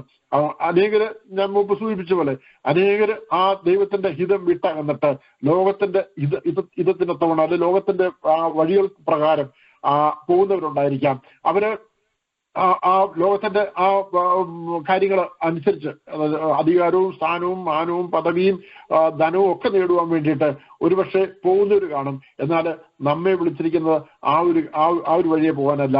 അങ്ങനെ പോകുന്നവര് അതുവഴി പല ലോകത്തിന്റെ സ്ഥാനങ്ങളും മാനങ്ങളും ഒക്കെ നേടിയിട്ട് ലോകക്കാരുടെ മുമ്പിൽ ഉന്നതന്മാരെന്നുള്ള ഒരു പദവിയും ഒക്കെ സ്ഥാനങ്ങളൊക്കെ നേടിയെന്നിരിക്കും. എന്നാൽ അതല്ല ദൈവം നമ്മെ പറ്റി ആഗ്രഹിക്കുന്നത്. ക്രിസ്തുവിലുള്ള താഴ്മയോടെ മറ്റുള്ളവർ മുമ്പാകെയായിരിക്കാന്, മനസ്സലിവിലൂടെ മറ്റുള്ളവർ മറ്റുള്ളവർ മധ്യത്തിലായിരിക്കാന്, ആ ക്രിസ്തുവിനെ നമ്മൾ മറ്റുള്ളവർക്ക് കാണിച്ചു കൊടുക്കുവാന്, നമ്മളിലൂടെ അനേകം കർത്താവിലേക്ക് അടുത്തു വരുവാൻ ഇടയായി ചെയ്യണം. അതാണ് നമ്മെപ്പറ്റി ദൈവം ആഗ്രഹിക്കുന്നത്. ആ സുവിശേഷം നമ്മൾ അറിയിക്കുമ്പോൾ, ആ സുവിശേഷം പറയുന്ന ആ വ്യക്തി ജീവിതങ്ങളുടെ ആ ജീവിത അനുഭവങ്ങൾ എന്താണോ അതും ആ സുവിശേഷം അറിയിക്കുമ്പോൾ മറ്റുള്ളവർ ശ്രദ്ധിക്കുന്ന ഒരു കാര്യമാണ്. അത് അറിയിക്കുന്നവര് ഒരുപക്ഷെ ദൈവപ്രകാരം ജീവിക്കുന്നവർ അല്ലെങ്കിൽ ആ സുവിശേഷത്തെ ഒരുപക്ഷെ മറ്റുള്ളവർ സ്വാധീനം ചെലുത്താൻ കഴിഞ്ഞെന്ന് വരത്തില്ല. എന്നാൽ ക്രിസ്തുവിലുള്ള ഭാവത്തോടെ ഒരു വ്യക്തിയായിരിക്കുമ്പോൾ, ആ ഭാവത്തോടെ മറ്റുള്ളവർ ഇടപെടുമ്പോൾ, സുവിശേഷം അറിയിക്കുമ്പോൾ അത് മറ്റുള്ളവരിൽ സ്വാധീനം ചെലുത്തേണ്ടതായി തീരും. ദൈവമാണ് ഉള്ളകളിൽ മാറ്റം വരുത്തുന്ന സംശയമൊന്നുമില്ല. എങ്കിലും സുവിശേഷം അറിയിക്കുന്നവരും ആ ക്രിസ്തുവിലുള്ള ഭാവത്തോടെ ആയിരുന്നാൽ മറ്റുള്ളവർക്ക് അവരിൽ കർത്താവിനെ കാണുവാൻ ഇടയായി തീരും. അവരും കർത്താവിലേക്ക് അടുത്തു വരാൻ ഇടയായി തീരും. അങ്ങനെ ദൈവനാമം ഈ ലോകത്തിൽ പാപം നിറഞ്ഞ എല്ലാത്തിൻ്റെ മധ്യത്തില് മഹത്വം ഇടയായി തീരും. അതാണ് ദൈവം നമ്മെ പറ്റി ആഗ്രഹിക്കുക. അതിനാണ് നബി നമ്മെ ഓരോ സ്ഥാനങ്ങളിലാക്കി വെച്ചിരിക്കുന്നത്. ഈ രാത്രികാല ഈ വചനം കേൾക്കുമ്പോൾ നമ്മെ തന്നെ ശോധന ചെയ്യുവാന്, ഈ ദിവസങ്ങൾ ക്രിസ്തുവിലുള്ള ഭാവത്തിലേക്ക് അടുത്തു വരേണ്ട ഏതെങ്കിലും മേഖല നമ്മുടെ ജീവിതത്തിലുണ്ടെങ്കിൽ അതിനെ നമ്മെ തന്നെ സമർപ്പിക്കാം. ആ ക്രിസ്തുവിലുള്ള ഭാവം നമ്മൾ ഏറ്റെടുക്കുവാന്, അതിന് പ്രകാരം ഓരോ ദിവസവും കർത്താവിനെ സേവിപ്പാന്, ദൈവ ഇഷ്ടം എന്തെന്ന് തിരിച്ചറിഞ്ഞ് ആ ഇഷ്ടം നമ്മളുടെ പൂർണ്ണമായി നിവർത്തിപ്പാൻ ഇടയാത്തിരേണ്ടതിനായി നമ്മത്തെ ദൂരങ്ങൾ ഏൽപ്പിക്കാം. ഇരുപത്തിക്കാലം എല്ലാവരും ധാരാളം അനുഗ്രഹിക്കാൻ സഹായിക്കുകയും ചെയ്ത പ്രാർത്ഥനയുണ്ട്. എന്റെ വാക്കുകൾ ചുരുക്കുന്നു. ദൈവം നമ്മളെവരെയും സഹായിക്കുമാറാകട്ടെ. Thank you. God bless you. ഐശ്വര്യമായി നമ്മളെ ഇന്ന് രാത്രികാലം വചനത്തിലൂടെ ഹല്ലേലൂയ മഹാദൈവം നമ്മളെ അനുഗ്രഹിച്ചല്ലോ. കർത്താവിന്റെ ദാസൻ സംസാരിച്ച ദൈവവചനം ദൈവത്തിന്റെ ശബ്ദമാവുന്ന ഹല്ലേലൂയ സ്തോത്രം. ക്രിസ്തു യേശുവിലുള്ള ഭാവം തന്നെ നിങ്ങളിലും ഉണ്ടായിരിക്കട്ടെ. ഹല്ലേലൂയ. യേശു ക്രിസ്തു ദൈവരൂപത്തിലിരിക്കെ ദൈവത്തോടുള്ള സമത്വം മുറുകെ പിടിച്ചുകൊള്ളണം എന്ന് വിചാരിക്കാതെ ദാസരൂപമെടുത്തു. ഹല്ലേലൂയ. മനുഷ്യ സാദൃശ്യത്തിലായി തന്നെത്താൻ എടുത്തു വേഷത്തിൽ മനുഷ്യനായി വിളങ്ങി തന്നെത്താൻ താഴ്ത്തി മരണത്തോളം, ക്രൂശിലെ മരണത്തോളം തന്നെ അനുസരണമുള്ളവനായി തീർന്നു. ഹല്ലേലൂയ സ്തോത്രം. ഹല്ലേലൂയ. എങ്ങനെയാണ് യേശു ക്രിസ്തു തന്നെത്താൻ ഒഴിച്ചത്? ഈനോസ് എന്ന ഗ്രീക്ക് വാക്കിന് ഒഴിഞ്ഞ അല്ലെങ്കിൽ ശൂന്യമായ എന്നാവുന്നു അർത്ഥം. ഹല്ലേലൂയ. യേശു ക്രിസ്തു എന്തൊക്കെയാണ് മാറ്റിവെച്ചത്? ഹല്ലേലൂയ. ഒഴിഞ്ഞവനായി തീർന്നത് യേശു ക്രിസ്തുവിന്റെ ദൈവത്വ ഭാവങ്ങൾ. ഹല്ലേലൂയ. ഗാംഭീര്യ പരിവേഷങ്ങൾ. ഹല്ലേലൂയ. യേശു ക്രിസ്തു ഹല്ലേലൂയ മനുഷ്യവൃഷ്ടിക്ക് ഒഴിവാക്കി. ഹല്ലേലൂയ. സ്തോത്രം. ഹല്ലേലൂയ സ്തോത്രം. ഒഴിവാക്കി വെച്ചു. മനുഷ്യവൃഷ്ടിയിൽ ഒരു ദാസനെ പോലെ യേശു ക്രിസ്തു ദൈവത്തിന്റെ ഇഷ്ടം ചെയ്യുന്നവനായി വിളങ്ങി. ഹല്ലേലൂയ സ്തോത്രം. ദൈവത്തിന് സ്തോത്രം. ഹല്ലേലൂയ. ക്രൂശിലെ മരണത്തോളം അനുസരണമുള്ളവനായി തീർന്നു. ഒടുവിലായി ശാപമരണം ഏറ്റെടുത്തു. ഹല്ലേലൂയ. കർത്താവിന്റെ താഴ്മയുടെ ഹല്ലേലൂയ അളക്കാൻ പറ്റാത്ത ഹല്ലേലൂയ സ്തോത്രം. അളക്കുവാൻ കഴിയത്തില്ല യേശു ക്രിസ്തുവിന്റെ മഹാദൈവത്തിന്റെ ഹല്ലേലൂയ താഴ്മ. ഹല്ലേലൂയ. യേശു ക്രിസ്തുവിന്റെ സൗമ്യത, യേശു ക്രിസ്തുവിന്റെ താഴ്മ, യേശു ക്രിസ്തു ശിഷ്യന്മാരുടെ പാദം കഴുകിയ താഴ്മ. ഹല്ലേലൂയ. പാദം കഴുകുക മാത്രമല്ല, കഴുകി തുടച്ചു. ഹല്ലേലൂയ. യേശു ക്രിസ്തുവിന്റെ മഹാകരുണ, യേശു ക്രിസ്തുവിന്റെ ഹല്ലേലൂയ കരുണ. നാമും മറ്റുള്ളവരോട് കരുണ കാണിക്കുമ്പോൾ നമുക്ക് കരുണ ലഭിക്കും. കരുണ കാണിച്ചാൽ കരുണ ലഭിക്കും. നമ്മുടെ കർത്താവ് ചെയ്തിരിക്കാവുന്നു. യേശു ക്രിസ്തുവിന്റെ മനസ്സലിവ്, യേശു ക്രിസ്തുവിന്റെ ദയ, യേശു ക്രിസ്തുവിന്റെ മഹാസ്നേഹം, യേശു ക്രിസ്തുവിന്റെ ദീർഘക്ഷമ നമ്മോടും ഹല്ലേലൂയ ഈ ലോകത്തിൽ ഹല്ലേലൂയ ദൈവം കോപിച്ചിരുന്നുവെങ്കിൽ ഹല്ലേലൂയ എത്രമാത്രം ദീർഘക്ഷമ കാണിക്കുന്നു. ഹല്ലേലൂയ സ്തോത്രം സ്തോത്രം സ്തോത്രം. ഹല്ലേലൂയ. മനുഷ്യന്റെ മ്ലേച്ഛത പ്രവൃത്തികളും ക്രൂര പ്രവൃത്തികളും നോക്കുമ്പോൾ ദൈവം ഇതെല്ലാം കണ്ടുകൊണ്ടും കേട്ടുകൊണ്ടും ഇരിക്കുന്നല്ലോ. ഹല്ലേലൂയ. അവിടുത്തെ ദീർഘക്ഷമ എത്ര വലുതാവുന്നു. ഹല്ലേലൂയ. ദൈവത്തിന്റെ മഹാകരുണ എത്ര വലുതാണ്. ഹല്ലേലൂയ. യേശു ക്രിസ്തുവിന്റെ മനസ്സലിവ്, യേശു ക്രിസ്തുവിന്റെ ദയ, യേശു ക്രിസ്തുവിന്റെ മഹാസ്നേഹം, നമുക്ക് വേണ്ടി ജീവൻ തന്നു മുഴുവൻ രക്തം ഊറ്റി തന്നു യേശു ക്രിസ്തു സഹിച്ച കഷ്ടതയുടെ കഠോരത ഹല്ലേലൂയ എത്ര വലുതാകുന്നു. സ്തോത്രം. അതെപ്പോഴും ഓർത്ത് ദൈവമൈതൽ ദൈവത്തെ സ്തുതിക്കണം. എന്നെ വീണ്ടെടുക്കുവാൻ, എന്റെ ബന്ധനം അഴിക്കുവാൻ, സ്വർഗത്തിലെ സകല ആത്മീയമായും ഹല്ലേലൂയ അനുഗ്രഹങ്ങൾ അനുഭവിപ്പാൻ ഹല്ലേലൂയ നമ്മളെ സ്വതന്ത്രരാക്കി തീർത്തു. നമ്മിൽ അഭിഷേകം തന്നു, നമുക്ക് കൃപ തന്നു, കൃപാവരങ്ങൾ തന്നു, വെളിപ്പാടുകൾ ദർശനങ്ങൾ തന്നു. ഹല്ലേലൂയ. യേശു ക്രിസ്തുവിന്റെ ദയ എത്ര വലുതാണ്. യേശു ക്രിസ്തുവിന്റെ മഹാസ്നേഹം എത്ര വലുതാണ്. യേശു ക്രിസ്തുവിന്റെ ദീർഘക്ഷമ നമ്മോടും ഈ ലോകത്തോടെ എത്ര വലുതാകുന്നു. യേശു ക്രിസ്തു നീതിമാൻ. ഹല്ലേലൂയ. സ്വർഗ സിംഹാസനത്തിന്റെ അടിസ്ഥാനം പോലും നീതിയും ന്യായവുമാകുന്ന സ്തോത്രം.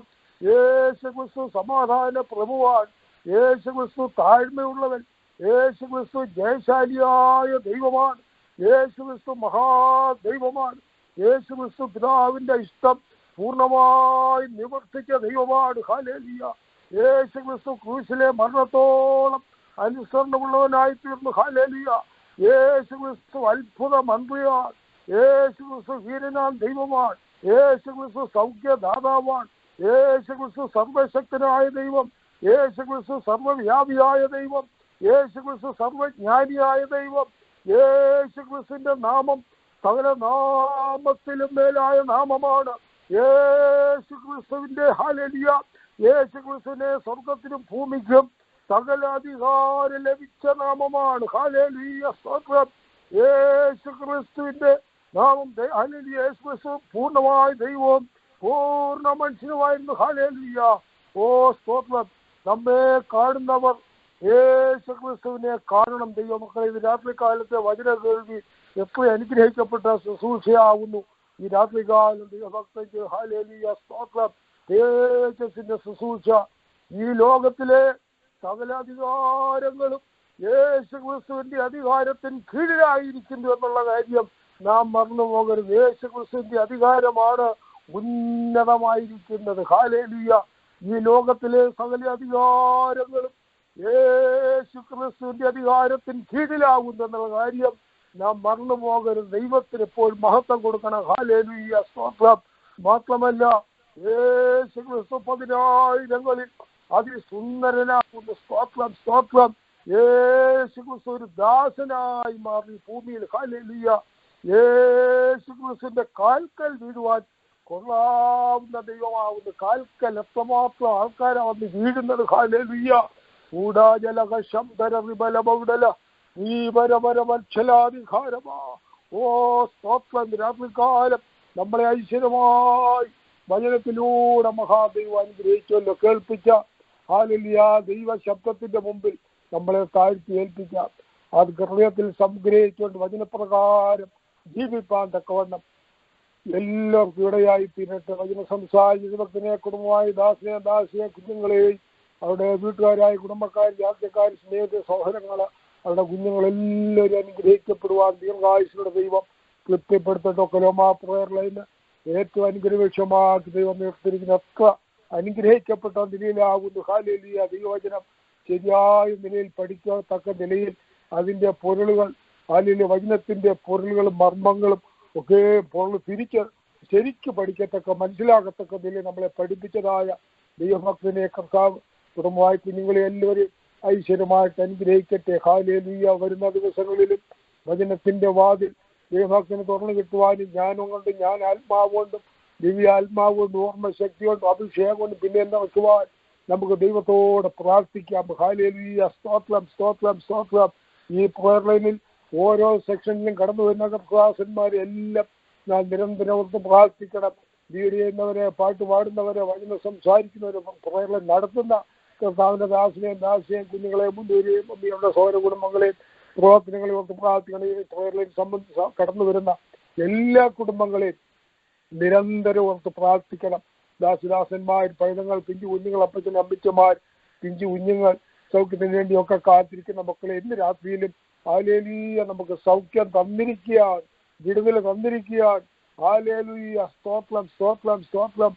ഹല്ലേലൂയ. പിതാവിന്റെയും പുത്രന്റെയും പരിശുദ്ധാത്മാവിന്റെയും നാമത്തിൽ എല്ലാവരെയും അനുഗ്രഹിക്കുന്നു. സ്തോത്രം. സ്തോത്രം. നമുക്ക് ഷോർട്ടായിട്ട് ഞാൻ പ്രാർത്ഥിക്കുന്നു. പിതാവാം ദൈവമേ, പുത്രനാം ദൈവമേ, പരിശുദ്ധാത്മാവാം ദൈവമേ, ഈ ഏക ദൈവത്തിന്റെ വിലപ്പെട്ട സാന്നിധ്യം വിട്ട് നിങ്ങളെ ഐശ്വര്യമായി സമൃദ്ധിയായി അനുഗ്രഹിച്ചുവല്ലോ. ഹല്ലേലൂയ. ഹല്ലേലൂയ. പുതിയ പുതിയ കുടുംബങ്ങളൊക്കെ പ്രയറിലേക്ക് കടന്നു വരട്ടെ. സമാധാനം, സ്വസ്ഥത, സന്തോഷമില്ലാത്തവർ അനേകം ഈ രാജ്യത്തെ സിറ്റിയിലും രാജ്യങ്ങൾ പട്ടണങ്ങളുണ്ട്. അവരൊക്കെ ഈ പ്രയറിലേക്ക് കടന്നു വന്ന് അവിടുത്തെ അനുഗ്രഹങ്ങൾ അനുഭവിപ്പാൻ തക്കോണം ദൈവത്തോട് പ്രാർത്ഥിക്കുന്നു. സ്തോത്രം. സ്തോത്രം. സ്തോത്രം. ഹല്ലേലൂയ. സ്തോത്രം. സ്തോത്രം. സ്തോത്രം.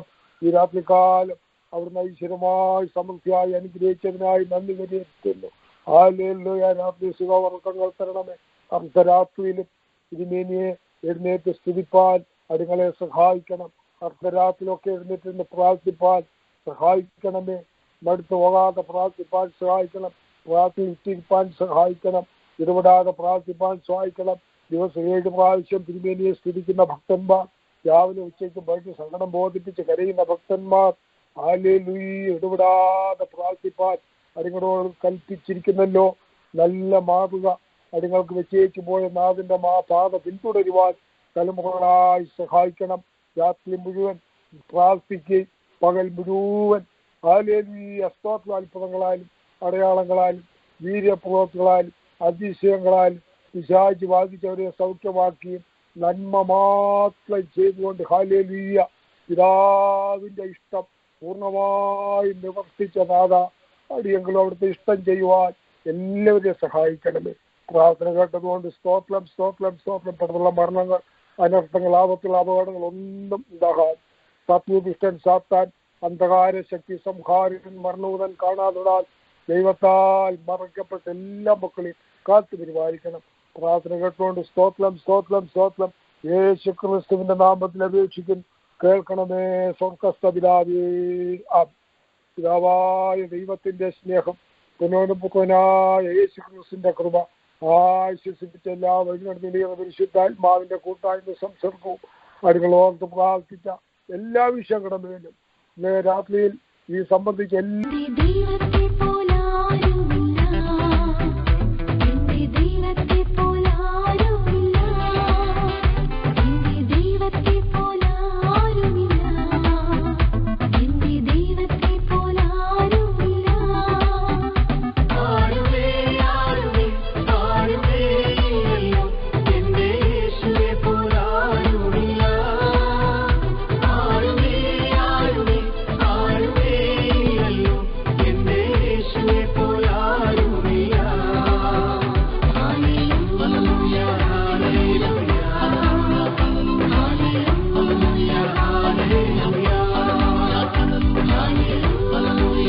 Hallelujah.